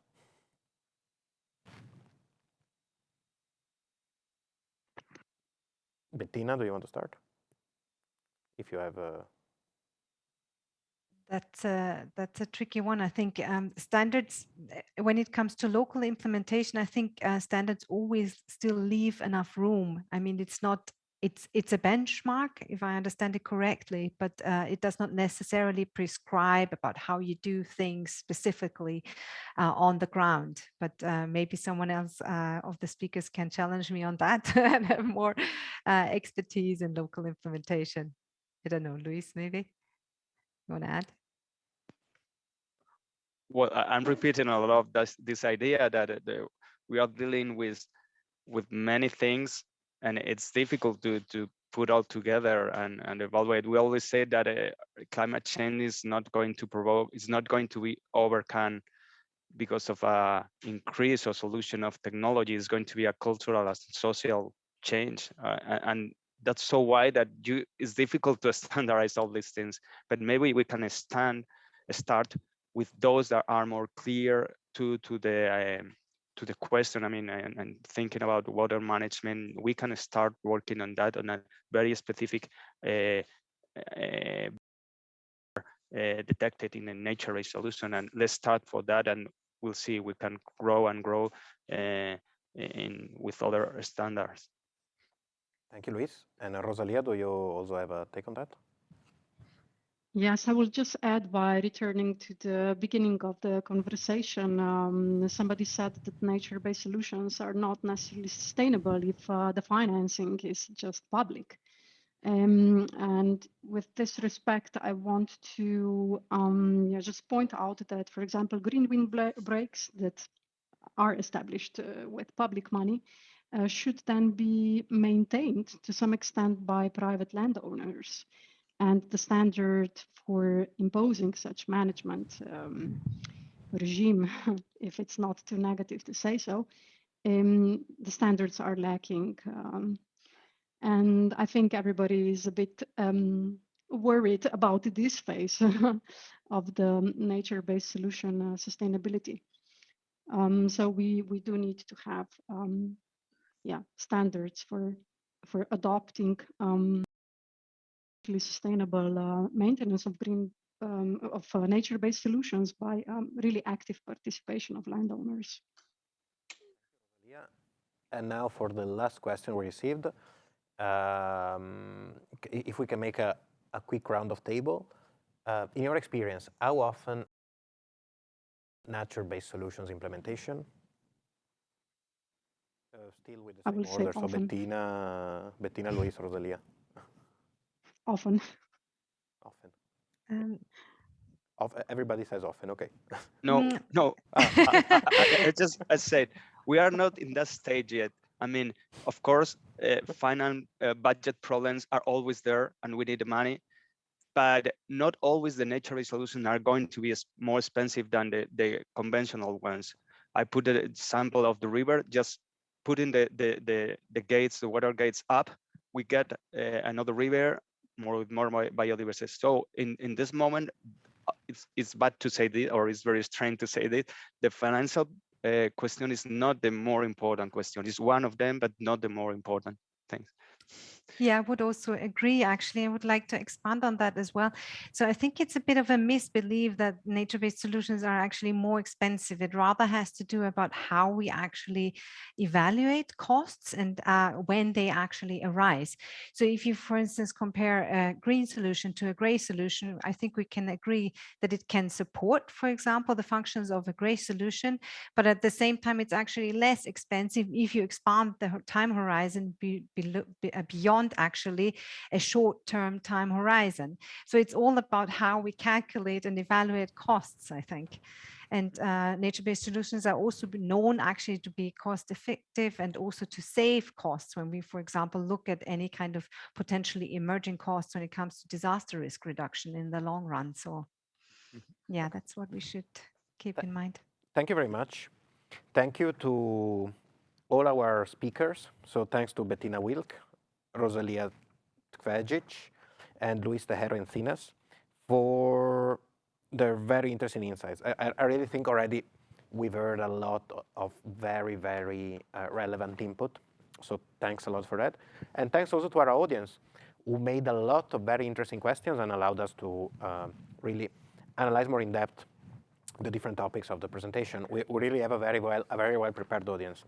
So now it is a time for a short break, during which we will show a video on a very interesting new initiative that San and Sanelec has just introduced, which is a new tool on standards for the SDGs. This is another great example of how standards can help achieve global objectives, which is one of the main messages of today and one of the main messages that was stressed earlier by SANS Vice President Annika Andreasen. So in the meantime, also, like, of course, refresh, get some refreshments, go make a short walk, like do, it's a break. So you don't need to stay in front of your computer, but if you feel like it, you can keep sharing your thoughts on Twitter via the usual hashtag standards for climate. And see you all in 20 minutes for the very important second part of this stakeholders workshop, which is our panel debate. And believe me, you wouldn't want to miss it.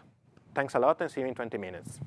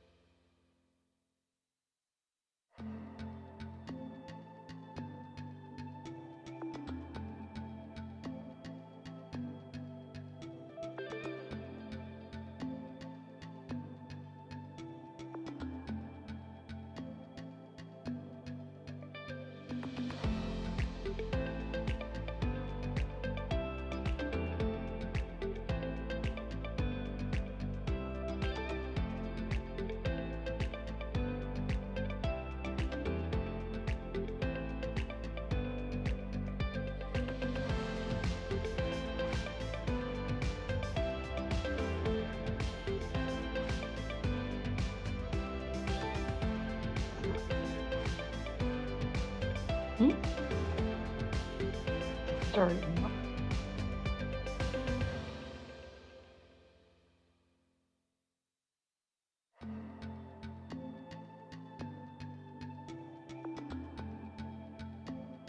Hello, can you hear me okay?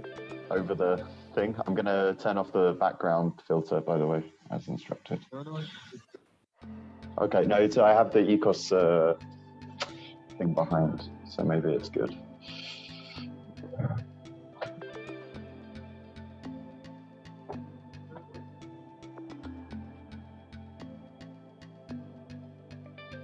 Yep. And like this.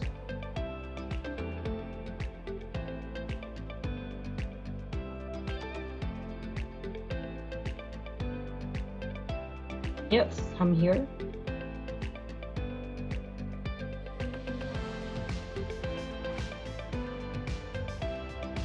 No, I cannot actually. It's a setup I cannot change. Sorry.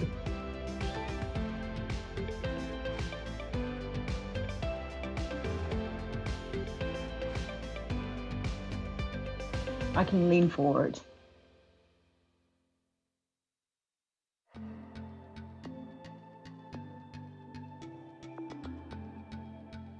There you go. Okay.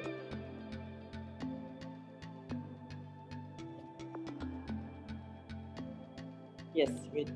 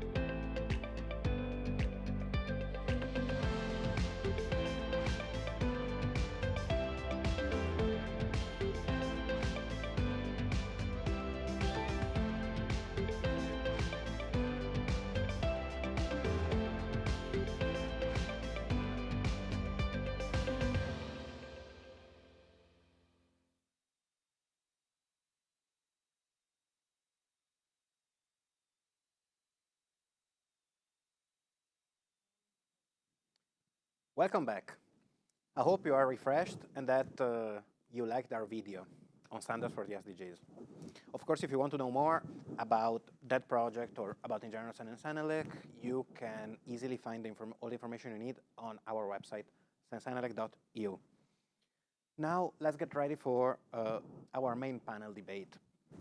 This panel will start from what we have heard so far to discuss stakeholder needs, challenges as gaps, as well as the opportunities for European standards and the role they can play to further support the uptake of nature-based solutions for a robust green transition of EU industries. Particular focus will be put on the identified priority areas of green and blue infrastructure, construction and building, and land use and soil. But before we start with the panel, we would like to hear from you, our audience. I told you that this was going to be a co-creation workshop in a way. So please go on Slido, as usual, and we would like to hear from you about this specific question. What is, according to you, the biggest challenge to the implementation of nature-based solutions? Please answer on Slido. Based on what your answer, then we're gonna take into consideration also your remarks and opinions for the upcoming debate. So I see one cost, or actually a lot, like cost is pretty much pretty relevant. Let's see.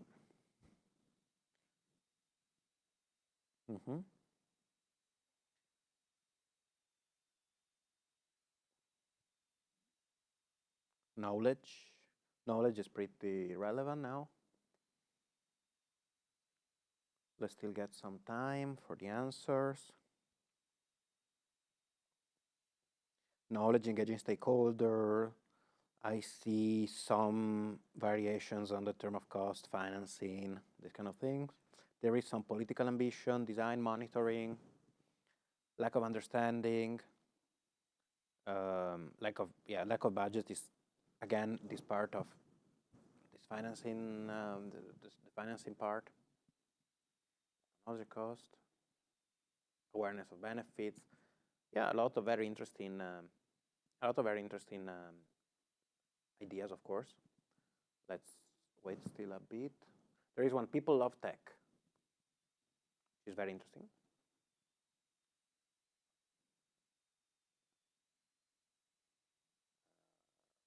I would say that we can wait another short minute to see if more answers come up. And then we move on. Multi-circuit indicators, oil industry, two oil industries, science policy collaborations, trust.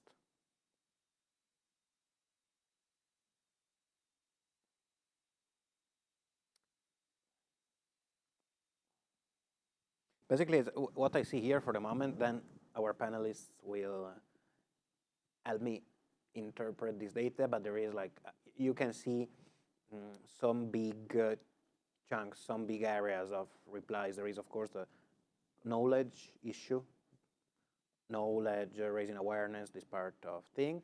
Then there is a big financing cost, budget, lack of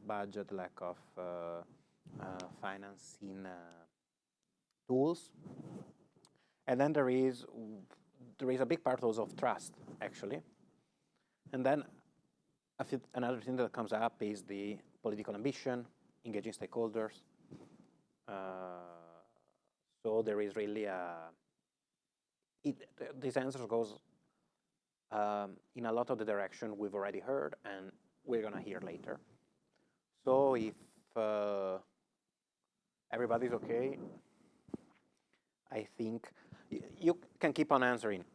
We will see this word cloud populate itself. So, and then it's gonna stay there. So we're gonna see it again. But feel free on answering. But if everybody's okay, I will move towards the panel, and we're gonna take these words into account during the next hour and a bit more than an hour and 10 minutes. So also, as usual, there will be some time for a Q&A at the end of the panel, so don't hesitate to ask your question through Slido. Again, please remember to always indicate who the question is for, if it's for the whole panel, for a specific speaker, so that would allow us to better address the issue and target it to the right person. But so now, let's dive into our famous and long-awaited panel discussion. I am pleased to share the screen, to be here on the screen with a distinguished group of guests. In strict alphabetical order, we have Jordi Cortina Segarra, professor at the Department of Ecology at the University of Alicante. We have Radhika Murthy, director at the Center for Societal Governance at the IUCN, which is the International Union for the Conservation of Nature. We have Michael Neves, Circular Economy Program Manager at ECOS, the Environmental Coalition on Standards. Then we have Doris Schnepf, Executive Partner at Green for Cities, which is a landscape architecture company in Austria. We will hear more from her about that. And then, last but not least, Efren Feliu Torres, Climate Change Manager at Tecnalia, the leading private research organization in Spain. We've already heard a lot about Tecnalia, by the way, in the previous presentations, so good to have one representative here with us. So I would like to kickstart this conversation by asking each one of our guests to present their take and comment on the same first general question we have asked our audience, which is, what, according to you, is the biggest challenge in implementing nature-based solutions that should be addressed by standardization? And to answer to that, I would like use the order of the presentation, if everybody's okay with that. So, so Jordi, you have the floor. Okay, thanks a lot. And thanks a lot for inviting me to this very interesting workshop. Indeed, the standardization is one of the priorities of the Society for Ecological Restoration Europe strategic plan. So I'm very happy to be here representing the Society for Ecological Restoration. Concerning the major challenges, I would say that the major challenge is the absence of a standard for ecological restoration. So there's a large number of standards that are already available. Many of them are dealing with carbon farming and greenhouse gases emissions and so on, but there's no standard specifically addressed to ecological restoration. So there's an urgent need to develop this holistic standard for the practice of ecological restoration to support the UN decade of ecological restoration. There's also the need of this standard, as has been mentioned at the beginning of this workshop, to support the European biodiversity policy, and then specifically the expected European restoration law. But as has been mentioned before, it will be presented hopefully by the end of June this year. There's also an urgent need to adapt the standards to the requirements of the specific sectors, like mining, regenerative agriculture, and also urban environments. And also a need to coordinate all these standards. As has been mentioned before, there are so many standards dealing with different aspects, and I think we need some kind of hierarchy of models that can create synergies among the different standards. In relation to the standards of ecological restoration, I think it's worth mentioning that the Society for Ecological Restoration, together with IUCN, Commission for Ecosystem Management, and FAO, as a leading organization for the task force on best practices of the UN decade, the three organizations are currently involved in a global forum to develop standards of practice to help guide the application of the UN decade principles in the planning, implementation, monitoring, and maintenance of ecosystem restoration projects. So this project, this initiative will They have will go through different phases along this year. Consultation, target consultation, open participation, and hopefully it will be a result by the fourth quarter of this year. We are also involved in the development of specific standards. For example, together with WWF and SDR International, we are working on the validation of standards for forest restoration, and SDR has developed standards for mining restoration, of the restoration of areas affected by mining activities, and hopefully this will be presented in, I think it's 3 or 4 weeks now. The standards are based on 10 principles underpinning the UN Decade of Ecological Restoration. And they integrate all, I think it's important that they integrate all aspects of the practice of ecological restoration, including some that have often been neglected. And this has also been mentioned before, as the integration of socio-ecological criteria or the use of a landscape approach. And last but not least, other major challenges are the political ambition and the engagement to foster uptake of these standards, raising awareness on the benefits of ecological restoration and the importance of using the standards to ensure the quality of the actions, and knowledge transfer. That's also a topic that has been mentioned before. We are also involved now in a major and ambitious project to assess the knowledge needs of restoration practitioners across Europe. So I think that's my response. I hope I responded to your question. Thank you, Jordi. Of course you did. And now I pass the same question to our second guest, Radhika. What is the biggest challenge according to you? Do you agree with what has just said Jordi? Would you like to add something? Sure. So I wouldn't say I agree or disagree. Let me just give my own take on this. So I see these two parts of the same question as two pieces that sort of need to be sequenced in a bit. So what are the biggest challenges that we need to solve to get to being able to scale up nature-based solutions? And then within that, what is it that you standardize?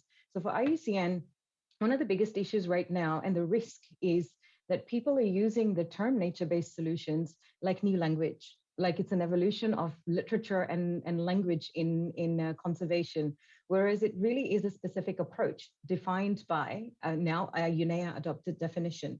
So the biggest challenge is we're trying to fit nature-based solutions in the way we operate right now, whether it's the way financing happens, whether it's the way donors work, whether it's the way a government works with its sectoral policies.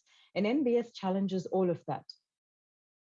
Multiple ministries that need to work together, finance that can have the confidence of projected change. So how do you work with assurance of change rather than somebody being able to show this is exactly what you're going to get with nature-based solutions in 10, 20, 30 years' time? That is difficult. We're working with dynamic, complex, living ecosystems that change. And we work on a lot of assumption that today what we manipulate or do to nature will give us X, Y, and Z tomorrow. In between, so many things can change and happen. So first and foremost, the biggest challenge is we're all trying to fit nature-based solutions, which is really a concept that's a bit out of the box, into our current systems of operating.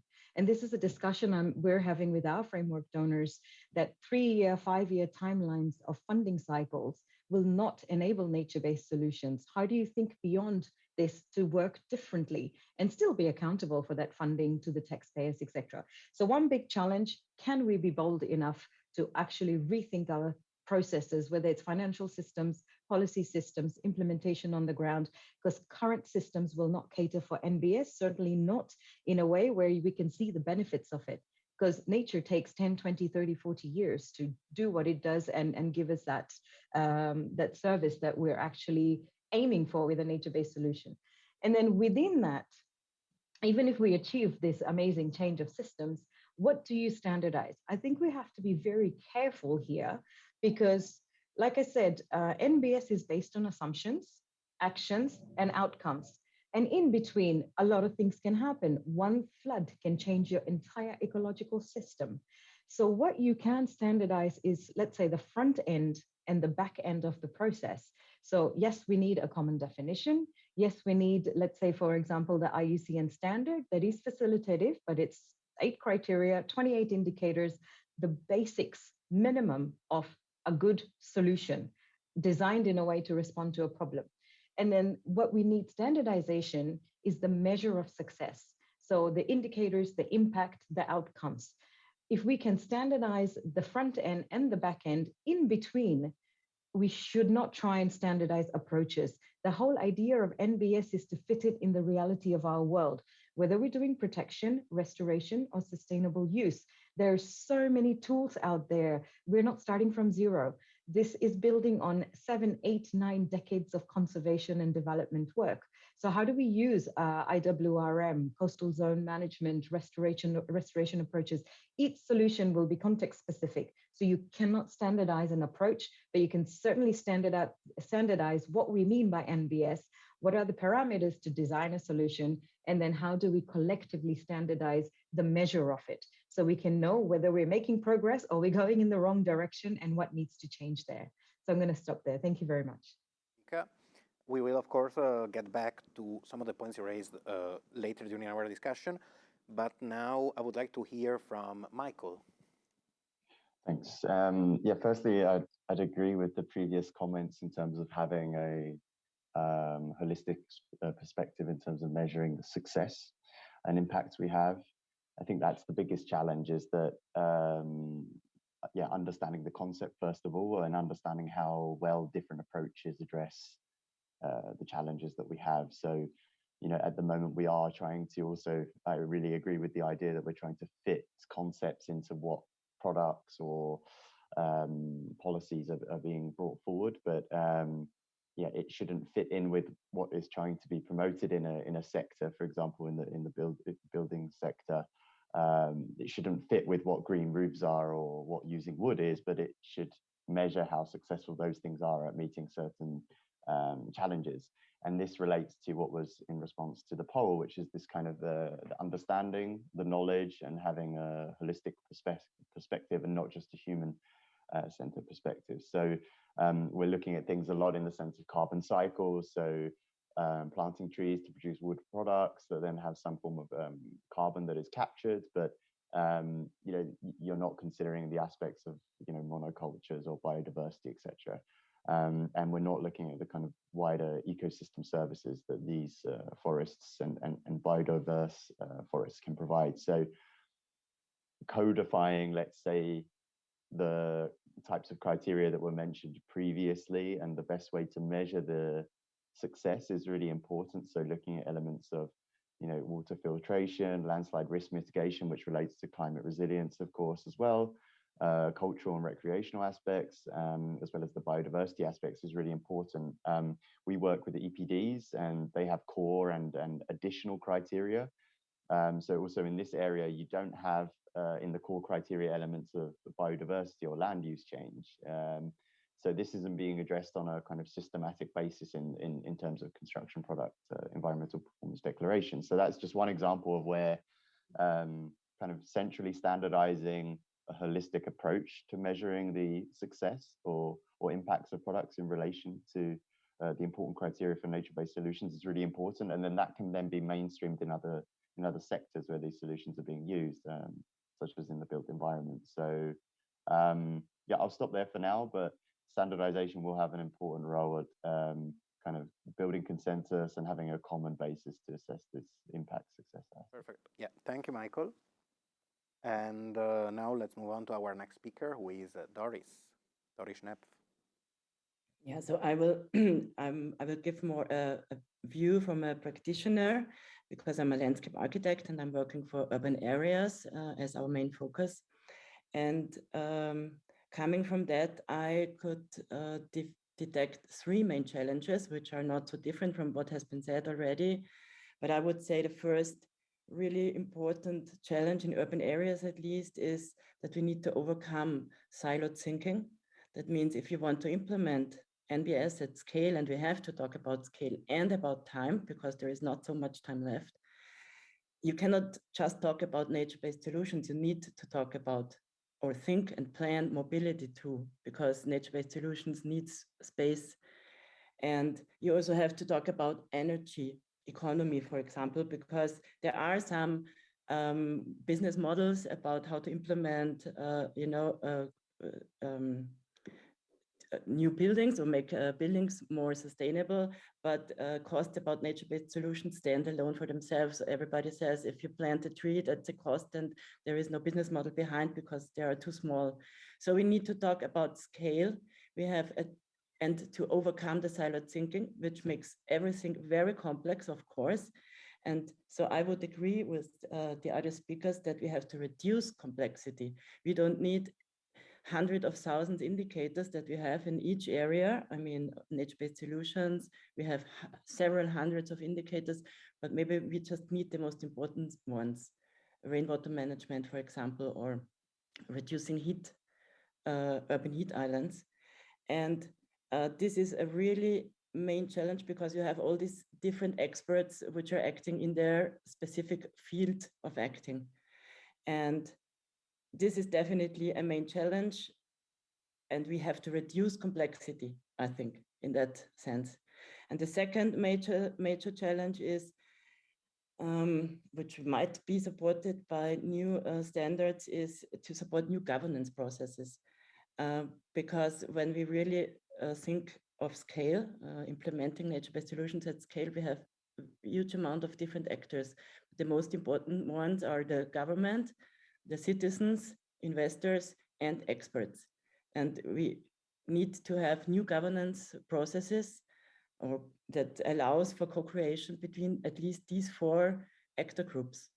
And I think this also needs new, maybe new form of legal entities, or where these different actors can act together in a fast and rapid way.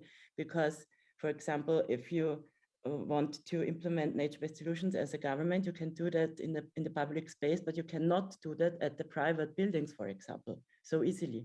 But when you want to reduce an urban heat island, let's say to bring 10 degrees felt temperature out, then you cannot only plant trees or so, you have to plan also the buildings, for example, but in a smart way. We have a lot of methods, tools, simulation, impact measurements.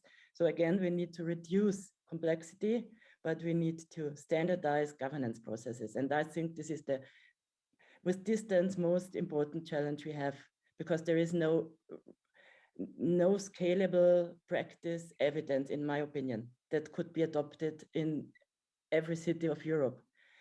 But it might be possible maybe if we really think about new special purpose vehicles, new legal entities that allows to bring all those actors together to decide, plan, maintain, and make paper models eventually within that new form of governance process, because we don't have that much time. I mean, if we have 10 years time or 15 years time left for keeping our cities sustainable, then we have to act now, and this needs governance processes. And this is the most, in my opinion, most complex issue, because each actor group is so different and has so different interests, different, business models, different costs, different simulation tools, and so on.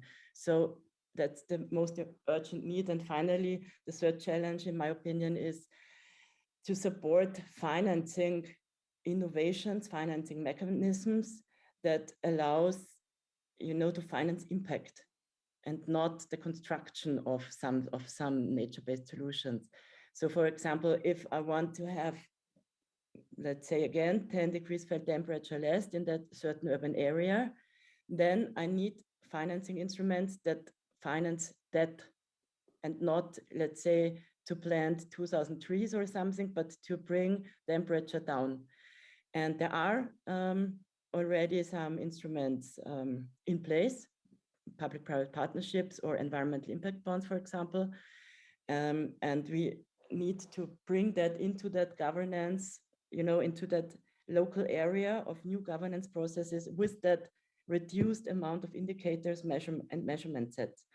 This is nothing new. I think we have a lot and a huge amount of indicators, of models, of measurements, we just bring that together. And that might be the challenge for the standardized processes. Thank you, Doris. And now, last but not least, of course, it's Efren. Thank you very much. Well, it's hard to add something after the previous session and being the last in this panel. I will repeat some of the things or highlight some of the things that have been already said. I think it's clear that generating evidence about the positive impact, about the benefits of nature-based solutions, and measuring those outcomes that Radhika was mentioning before is a crucial element, which for sure will be addressed when developing standards in the field of nature-based solutions.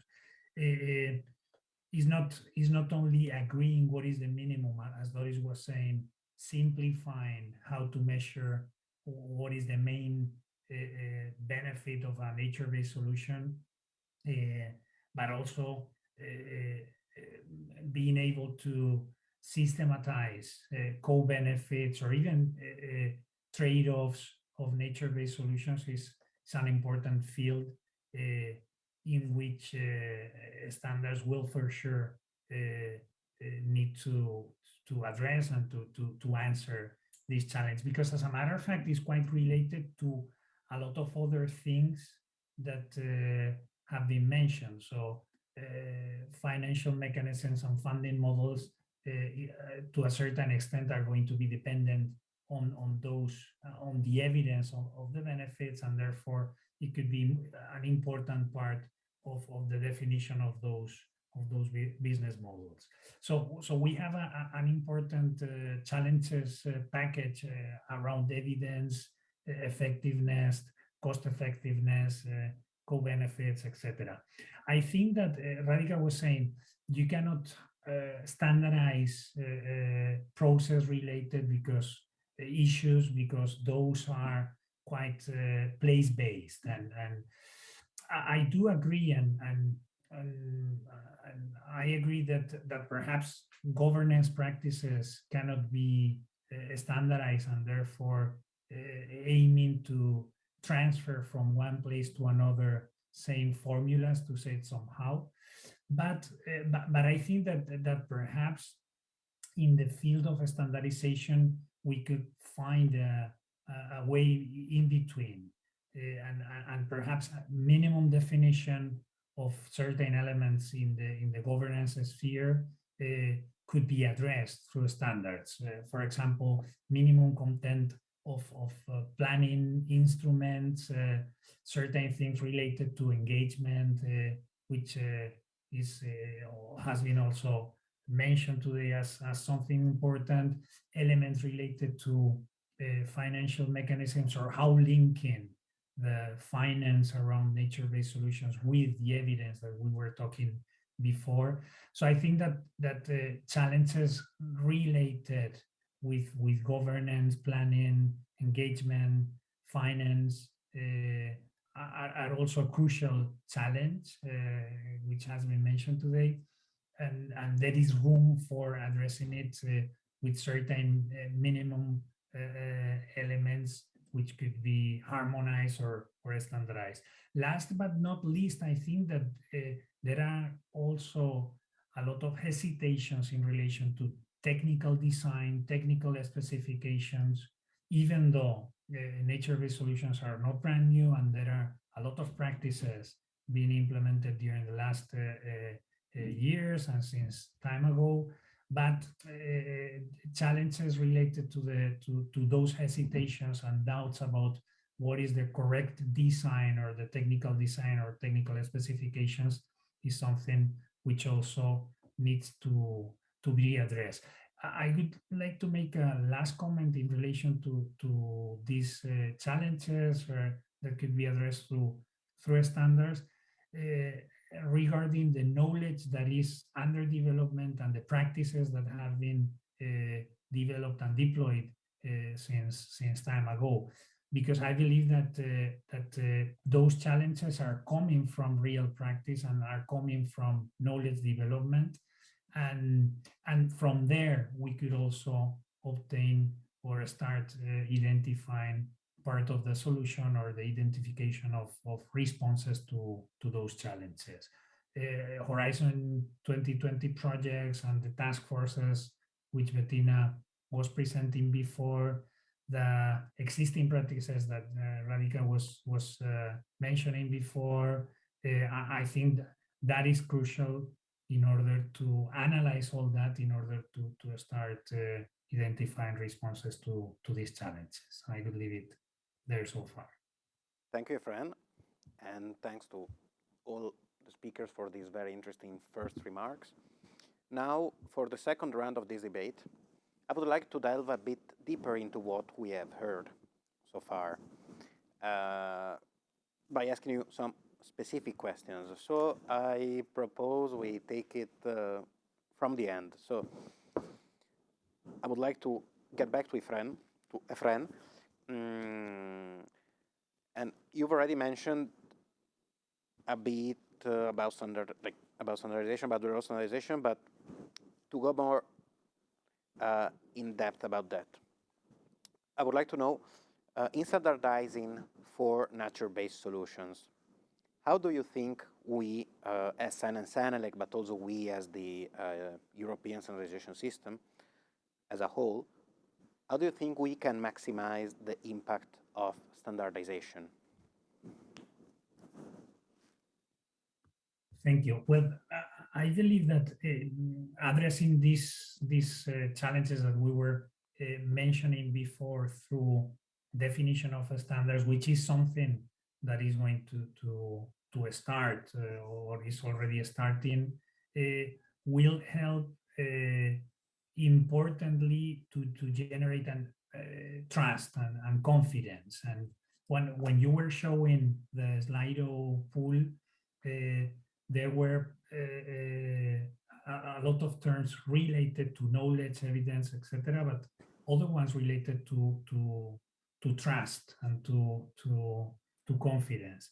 And well, I believe that pushing forward the standardization in the field of nature-based solutions in relation to the challenges that we were mentioning before will help building that trust and generating confidence, contributing to quality assurance, to say it somehow, increasing legitimacy of practices, and well, in the end also orienting or providing guidance to newcomers, to say it somehow. Mainly that, I think that it is also important in the development of these standards, which, as a matter of fact, taking into account that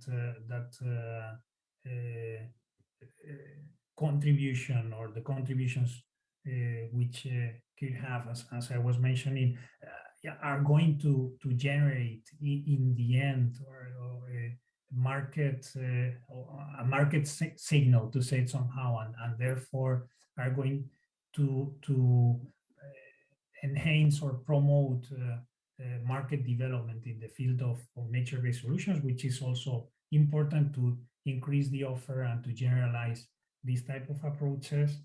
We have to take into account that all this has to happen in the framework of a knowledge development which is going on, as I was saying before, Horizon Europe projects, Horizon 2020 projects, but all existing practices too.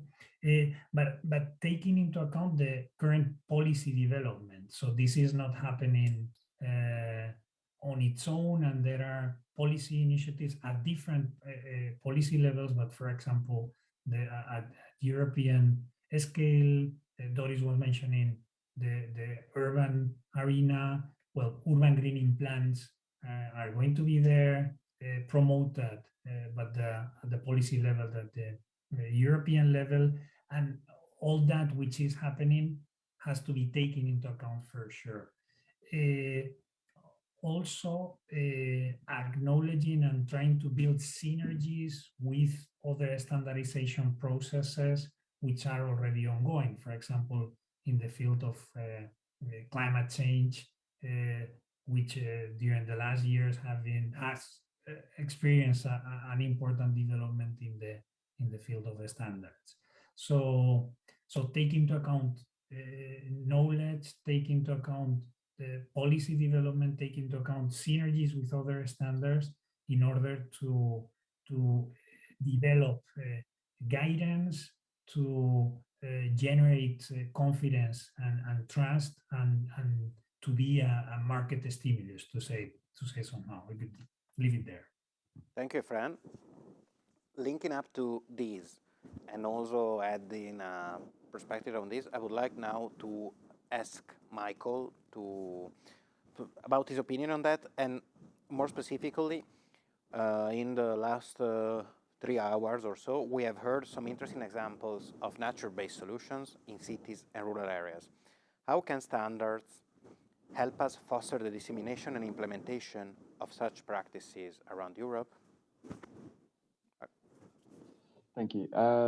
Yeah, so regarding Efren's two previous interventions, I support the point that standards can have a role at promoting best practices and a good way of approaching things, if not to have rather than the kind of same implementation or same solutions being kind of prescribed to each and every context. So I think that's really important. And if standards can, again, allow us to take a holistic perspective and guide us in assessing what and how we can implement nature-based solutions in different contexts, in different climates, in different kind of ecosystem circumstances, restoring nature in a highly urbanized built environment, for example, then this is a really positive contribution. So in our work on the sustainability of construction more broadly, we work a lot on the kind of methodological guidance for calculations, and also some guidance in terms of how to assess existing structures. So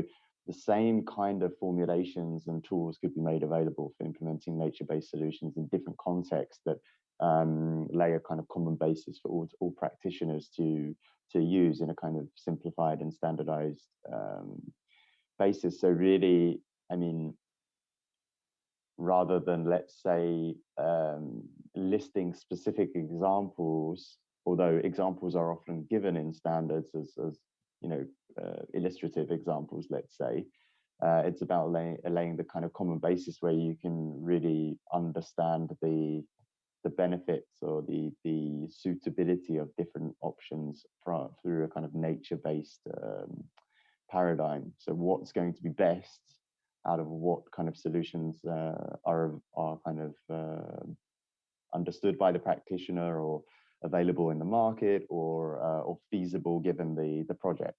And I think this idea of kind of supporting better governance, I'm sure there are some existing standards out there looking kind of without context at these kind of governance processes and planning processes, but maybe something more specific could be worked on in this specific context, making the link with the maybe more detailed standards in the future. So I'll leave it there. Thank you, Michael. Before continuing with our panel, I would just remind our audience that not to hesitate to write their questions on Slido and share all their opinions, although even if it's not a question, it's an opinion, you can use Slido for that. But now, okay, I see already that some questions are coming. Good, you've been very fast. Continuing a bit on our journey about nature-based solutions, I would like now to ask Jordi, what are the specific importance and benefits of nature-based solutions to address climate change, as opposed to other possible solutions, and how can standards help make these benefits flower, let's say? How can standards allow nature-based solutions to develop their potential? Yeah.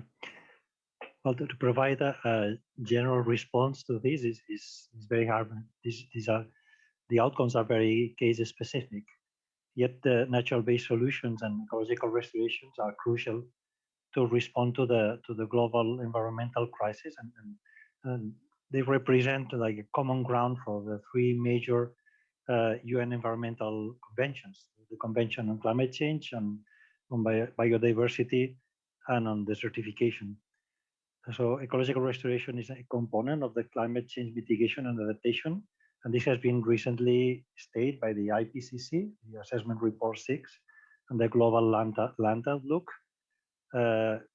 Ecological restoration is a key element in those models, predicting the potential to sequester from 300 to 500 gigatons of carbon dioxide, which is what we need to stay below the 1.5 degrees warming.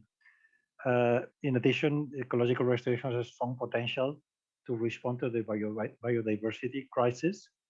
In a study, a global study published a couple of years ago, was estimated that 15% of converted land, of restored lands in priority areas globally, could avoid 60% of the expected extinctions. So it has a strong potential for that too. The magnitude of human appropriation of net primary productivity and global degradation is huge. According to the World Resource Institute, there's more than 20 million square kilometers worldwide that are in need of restoration. I'm sure that this is a gross estimation, but this helps us realize the magnitude of the benefits or the ecosystem services that nature is failing to deliver because of that.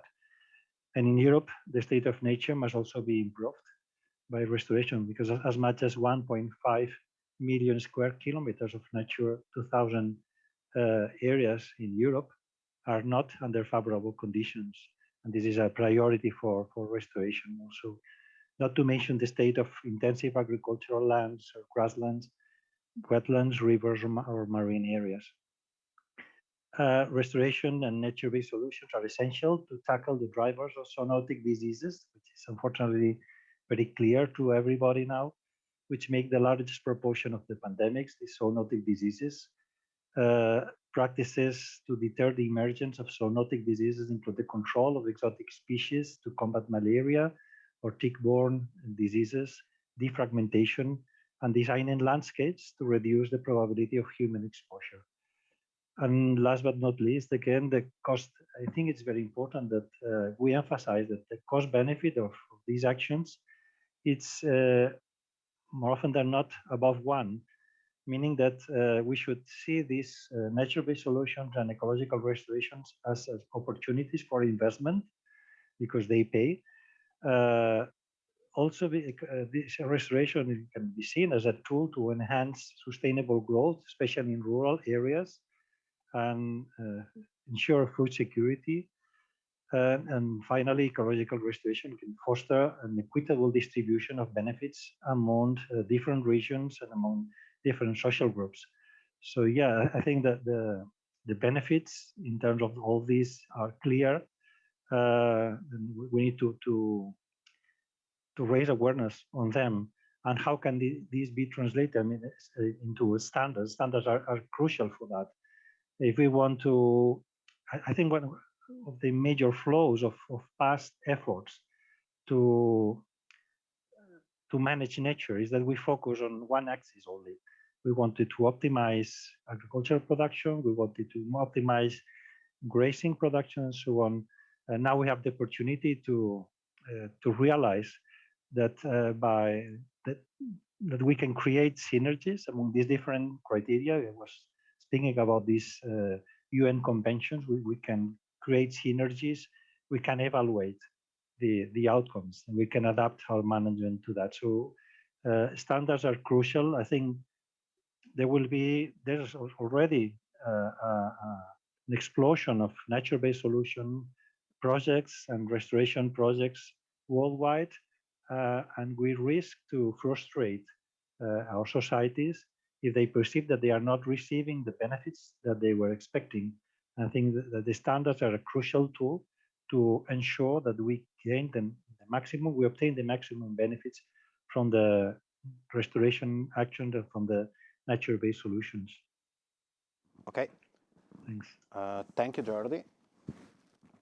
Now, one of the focuses of today's event is on the uptake of nature-based solutions in urban areas, in urban and rural areas. In urban areas, Doris, you are involved in urban areas through your work at Green for Cities.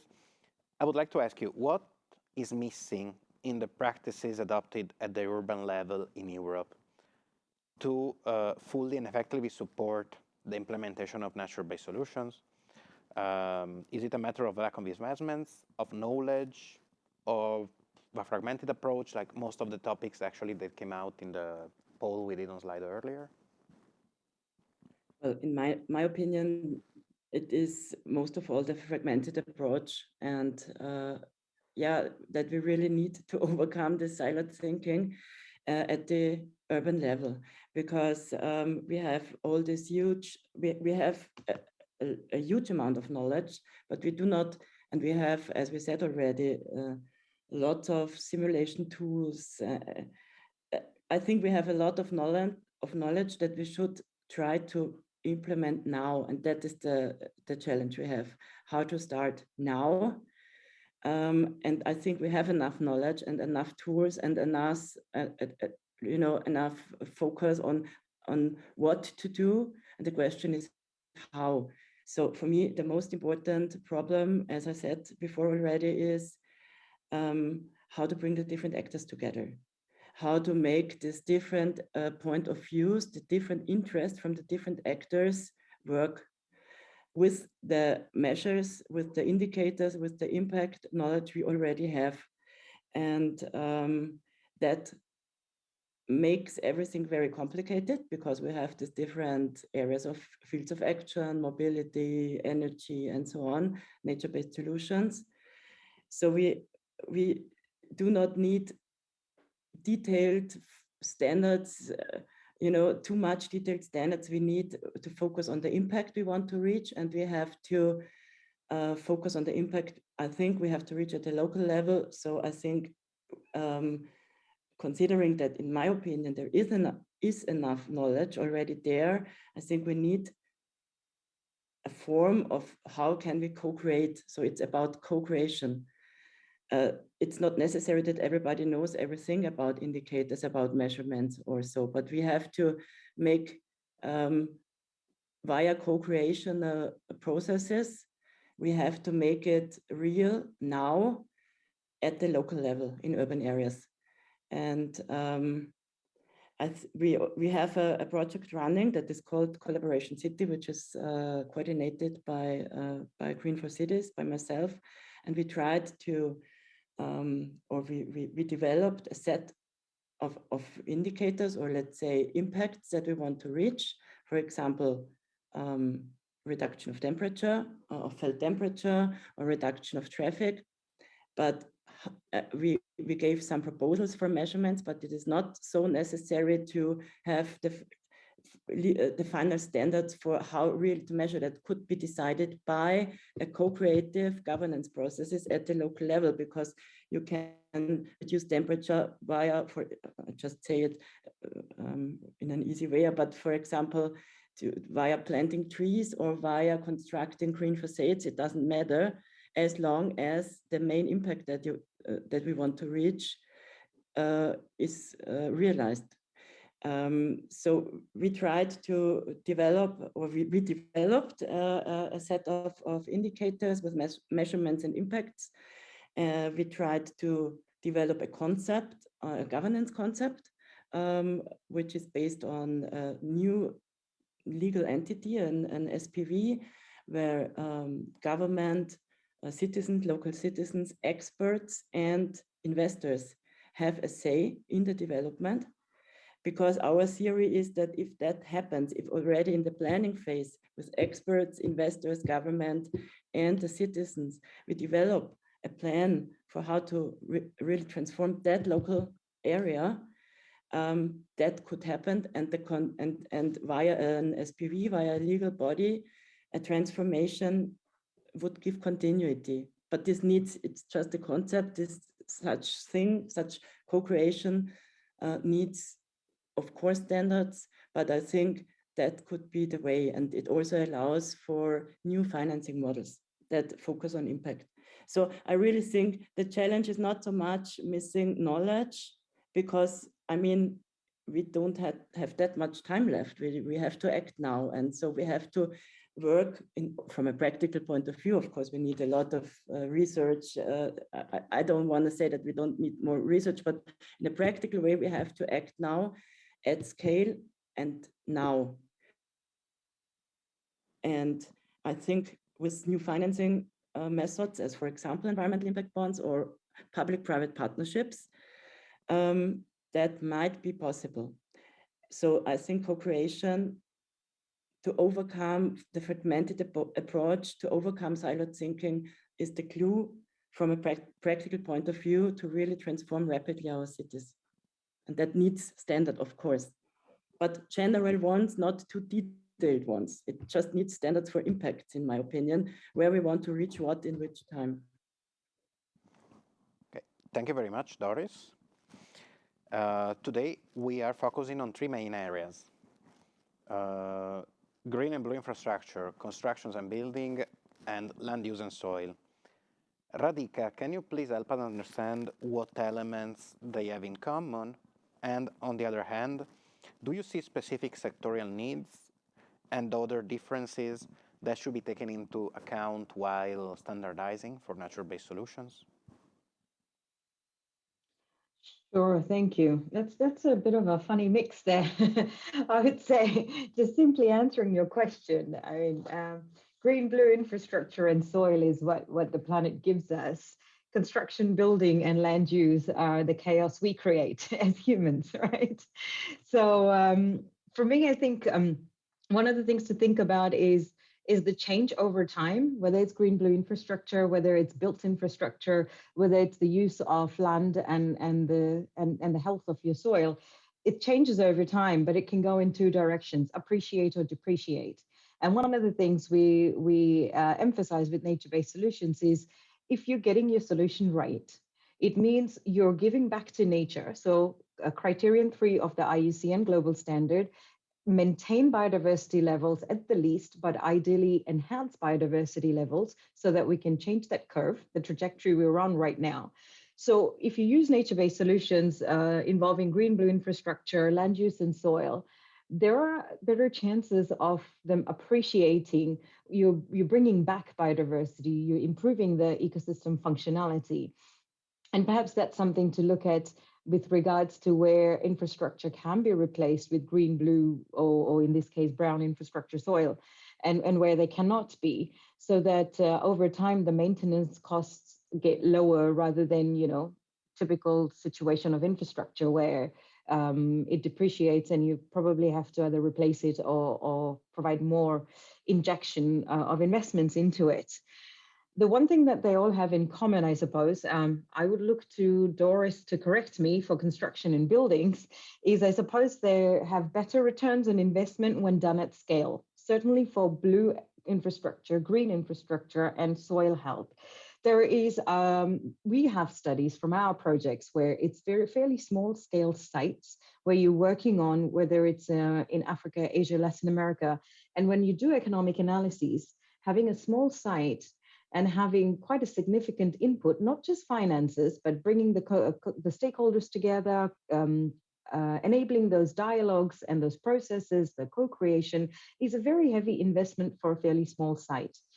And there are studies about economies of scale. So one of the things to really think about is, if we really want to truly capitalize on nature-based solutions, we've got to think scale. Again, this goes back to my earlier comment on the fact that we're trying to fit NBS into our current ways of working, whereas we need to just get out of that current way of working and rethink the world. And that's where scale comes in, really looking at scale as in geographical scale. And this is, again, criterion 2 of IUCN's global standard and NBS, design at scale. You can still target a small site in that space, but if you zoom out of there, very soon you'll hit infrastructure. Very soon you will hit, different communities, societal constructs. So how do you take all of that into account and go to scale by using NBS rather than really looking at that specific site? So shifting from site-based approach to systems-based approach is what NBS demands. And these three areas or bundles of work can really provide that space for us to test out just how beneficial it is to go to scale with nature-based solutions rather than being very site and prescription specific. I think that what they all have in common is they involve or need to involve and therefore convene and build relationships with a wide range of stakeholders. With green and blue infrastructure, you're looking at engineers, you're looking at industry, you're looking at marine biologists, you're looking at conservation biologists working on terrestrial ecosystems. So I think this is a process that should never be undermined. The amount of energy and effort it's taken us to bring different stakeholders together because we're trying to make links that have never been made before, perhaps green blue infrastructure, for example. So all they have in common is a very wide audience, some beneficiaries, some executors, and how do you, as other speakers were saying, how do you invest in creating those social processes to enable this to happen? In terms of then, what do you see as specific sectoral needs and differences that should be taken into account? So I think one of the things that IUCN's tried to do is we've made a differentiation with the global standard we launched 2 years ago from what is pure conservation and what is nature-based solution. Not every action, not every conservation action is an NBS, but every NBS is a conservation action.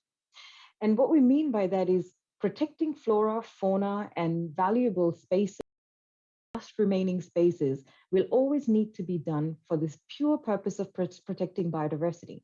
But deliberately doing this in certain ways can also provide simultaneous benefits. So there is a clear differentiation in IUCN's terminology that we still need to safeguard biodiversity, but you can do it in ways where it also provides that simultaneous benefit of safeguarding society. And if we don't make this differentiation, tagging every conservation action as a nature-based solution, firstly, the society will miss out, they'll suffer.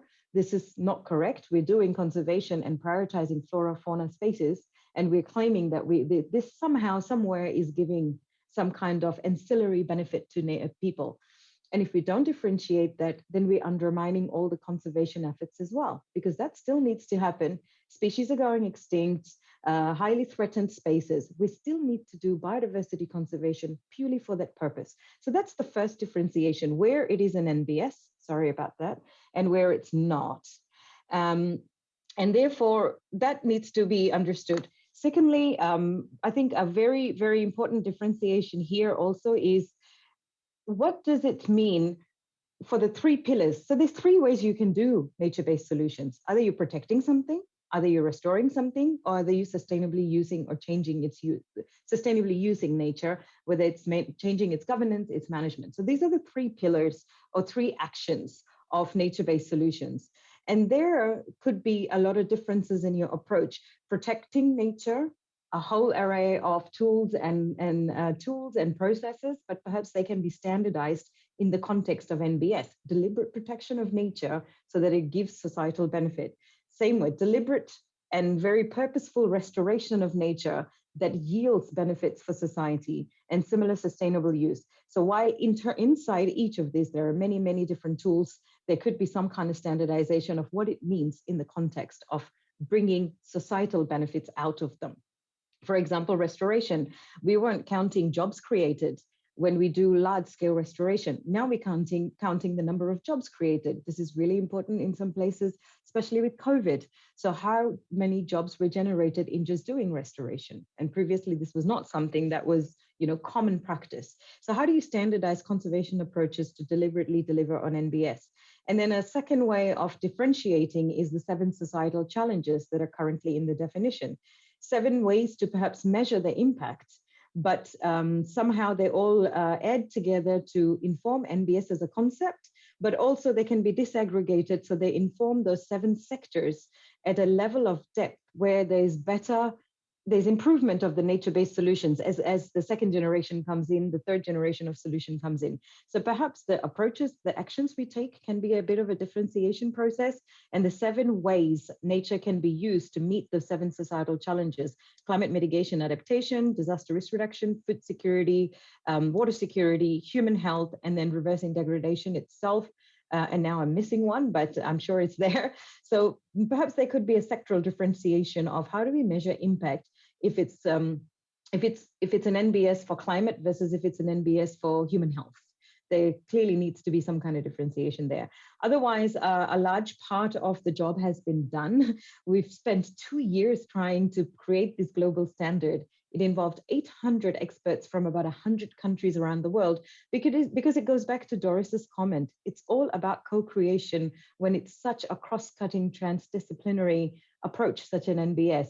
So the standard is really there to first differentiate it from normal conservation work, and secondly, provide a facilitative guiding process of how do you design something, or how do you go back and assess something if you want to see if something you were doing 10 years ago was NBS or not.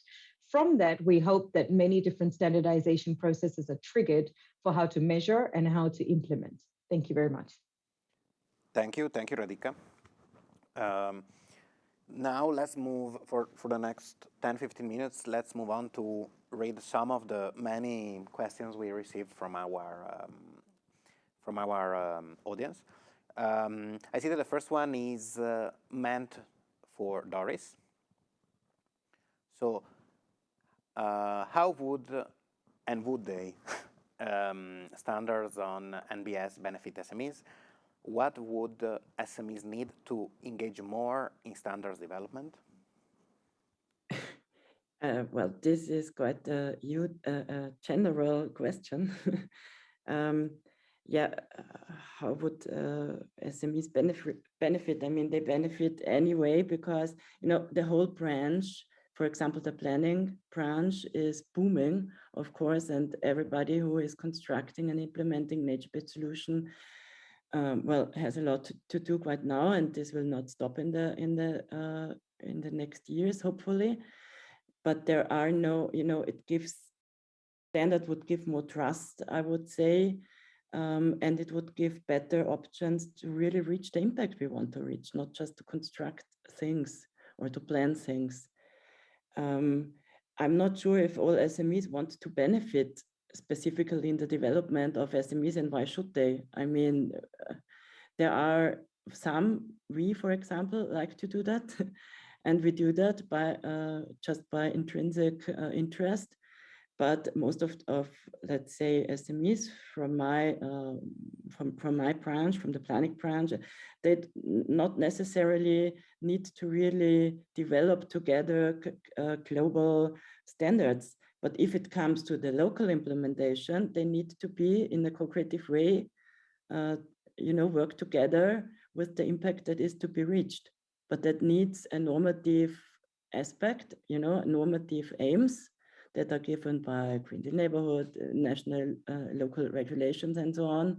And within that regulations, SMEs are always working on, you know, how to implement, what are the technical standards, and how to do. So I'm not sure if we really need all SMEs to be working with that, but in the practical implementation, they have to do anyway, as long as the standards are given. Thank you, Doris. I see that Michael's raised his hand. So yeah, maybe briefly, because yeah, I mean, ECOS is an Annex 3 organization, so we're kind of the environmental civil society organization that participates in the system. So, you know, we worked a lot on kind of inclusion of other ideas and diversity of opinion. So, I mean, it's important that we see that European standards don't kind of block in any way the range of solutions that maybe smaller businesses want to implement in terms of, you know, the approaches, etc., that might be considered, and that their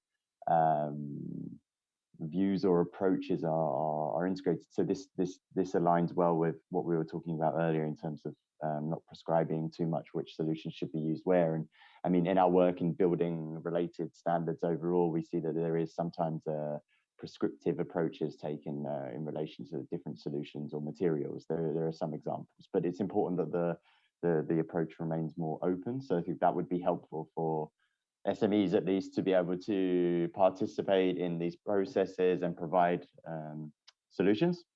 And also just to say in terms of, the dynamics between regulation and these types of standards, I mean, regulation and authorities and these kind of governance processes are the ones responsible for kind of setting the success criteria for any kind of nature-based solution. So whether it's kind of dropping the temperature, encouraging energy savings from heating and cooling, depending on the situation, these are not going to be set in European standards. The European standards are really going to provide the guidance and the approach and the framework, perhaps, for those at a local level to implement. So it's really important that the regulatory framework, the planning authorities looking at trying to govern maybe a co-creative process or otherwise are setting a really ambitious basis for the implementation of the suitable approaches that are decided upon using standardized approaches to measuring the success or impact of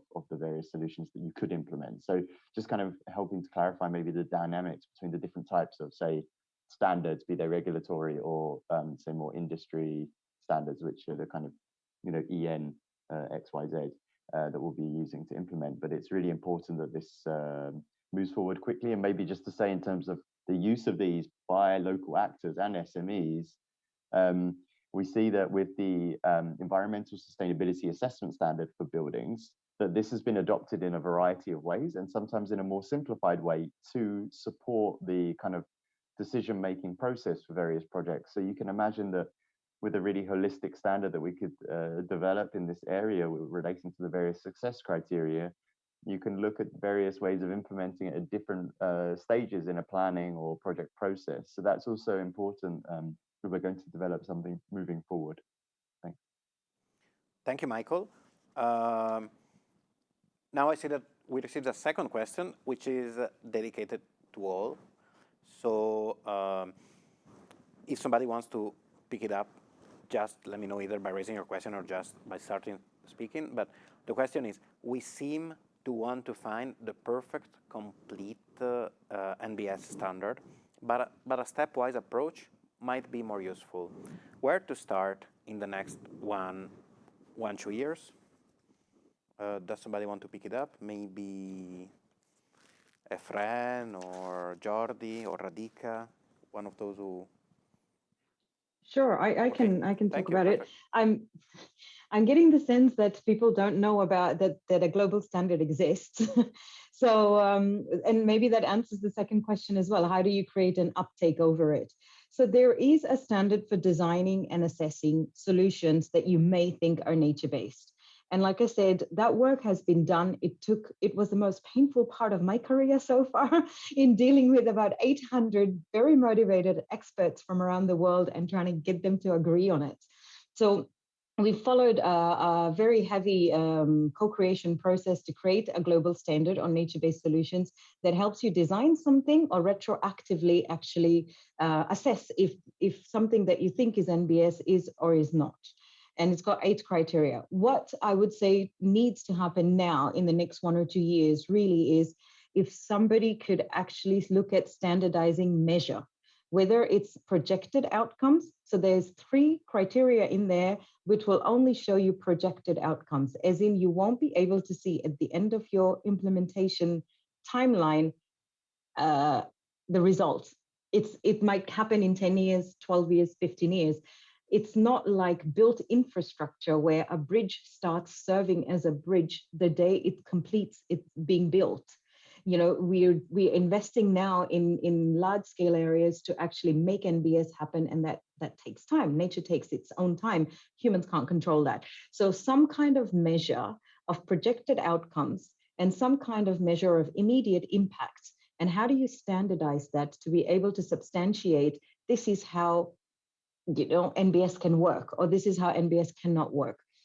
So that's a big gap. Second is evidence gathering, a standardized approach of evidence gathering on criterion 3 of IUCN standard, which is biodiversity, maintaining biodiversity or biodiversity enhancement, ideally. If a nature-based solution is degrading nature even more, then we're perpetuating the problem we face right now. We're not fixing anything, right? We're just calling the same impact and degradation a new term, NBS. So is it really that we can use nature-based solutions to improve the levels of biodiversity, or at the minimum maintain it, so that biodiversity levels stop going down? Because at the end of the day, if there's no nature, there's no based solution. And so those are the two big gaps I think need to be looked at in terms of how do you measure overall impact of NBS, and how do you really start substantiating that you're creating an overall net gain, or you're maintaining biodiversity levels that you started with at least. Thank you. Maybe I could just agree Yes, of with course. the importance of the point on really measuring and quantifying a bit better, because this also allows for evaluation of different proposals as well, if there is green public procurement criteria involved, for example, in future. So yeah, it's really important for them to look at the different benefits in this kind of decision-making process, if a public procurer is really looking for different proposals for a site of restoration or other actions. Thank you, Michael. Allowing, as a matter of fact, allowing the benchmark of potential alternative solutions, which is overcoming the engineering paradigm of having one problem and building one solution or one infrastructure, and being able to benchmark and compare potential alternatives, and standards could play a role there. Thank you, Fran. I think we still have a couple, 2-3 minutes for one last question, which I would say can be the one on, this is also for all of you. To which actors should standards be primarily focused to best overcome implementing challenges and give good direction? Who wants to volunteer for this one? Thank you. I mean, I'll just say they should be as usable and understandable by as many people involved as possible, because this silo thinking is something we've seen a bit in the built environment in relation to the materials you can use. So people have different levels of understanding, and they're understanding different aspects. So that would be good as a baseline. But the measurement is of course a complex aspect, but you need to have different levels of complexity built in there, so that different practitioners from different fields can at least get some understanding. I'll stop. Also, Jordi had raised his hand, and then Efren. So. Yeah, thanks. I think it is worth reviewing the concept of experts here, because we're working now with systematic participatory planning of ecological restoration projects, and it's very difficult from the academia to tell a farmer that has been for 5 generations working in the field that we are the experts. So if we define experts as anyone having a stake on the project and on the NBS, I think we set the basis to reach consensus, to discuss and to identify the best option. Said this, there are ways to identify in the governance and decision-making process, there are ways to identify which stakeholders are key for implementation. And this is very idiosyncratic. So for forest restoration, that is completely different from one country to the other. It is different from actions in urban environments.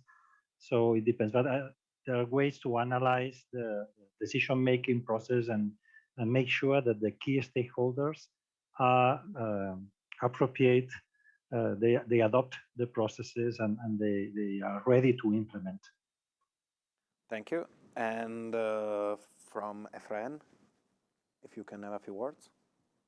Yes, quite quick. I think that it is important to take into account that if some of this nature-based solution implementation is going to come through tendering processes or public procurement, and I think that having as potential users of the standard public administration or investors on one hand, and on the other hand, suppliers, which could be responding or fulfilling standards when developing their bids or their offers, those are two important stakeholders as potential users of the standards. Thank you, Fran. Sadly, the time at our disposal has ended, but so we cannot actually go through all the questions we received, which are many. So I apologize also to our audience, but I think that in any case we were able to hear a lot of very interesting points and very interesting remarks, and this is just the start of a conversation, I hope. So I thank all our speakers, our participants to this panel, Jordi Cortina Segarra, Radhika Murthy, Michael Neves, Doris Schnepf, and Efren Feliu Torres. I thank you all, and now I would like to move to the last and final part of this interesting stakeholders workshop. So I hope you found this event as engaging, insightful, and inspiring as I did. If you did not, write it on the slide, and we're going to learn from our mistakes for the future.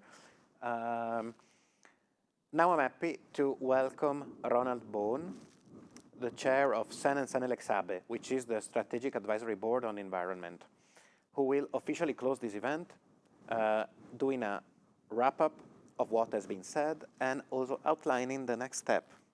So, Ronald, the floor is yours.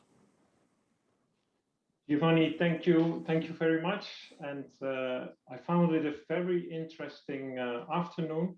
So thanks to all the speakers and participants for their interesting questions, and of course the speakers for their very interesting information.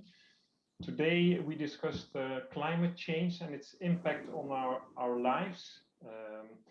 It's one of the main challenges, maybe the main challenge we are facing now. And today we heard about the multi-benefits of nature-based solutions as a crucial tool to tackle environmental and climate challenges, including biodiversity.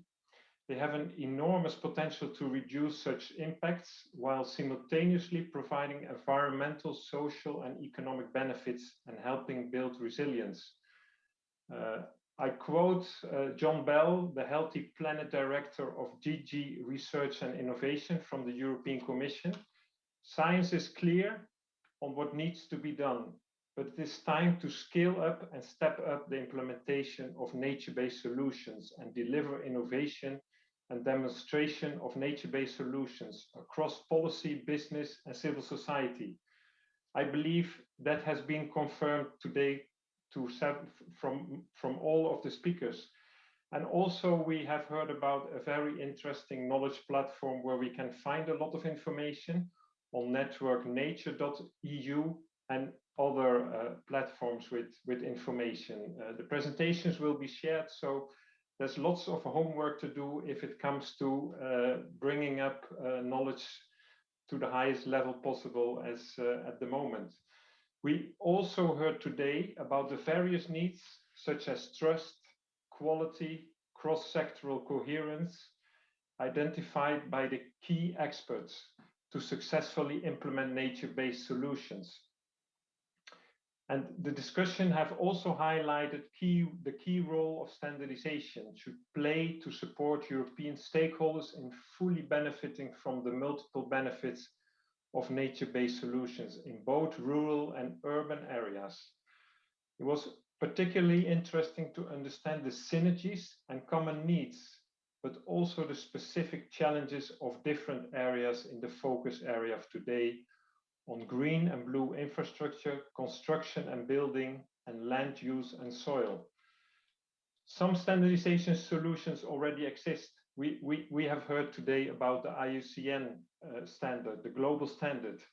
However, the future of standardization for nature-based solutions is still broad. And as we have seen today, there is a real need for a coherent and coordinated set of standards across the different sectors to further support European stakeholders in the uptake of nature-based solutions.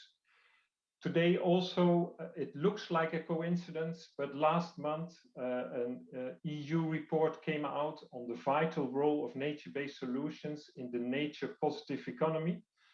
There was a consultation of over 160 experts, and one of the recommendations in the report was international and European standards for different types of nature-based solutions are urgently needed.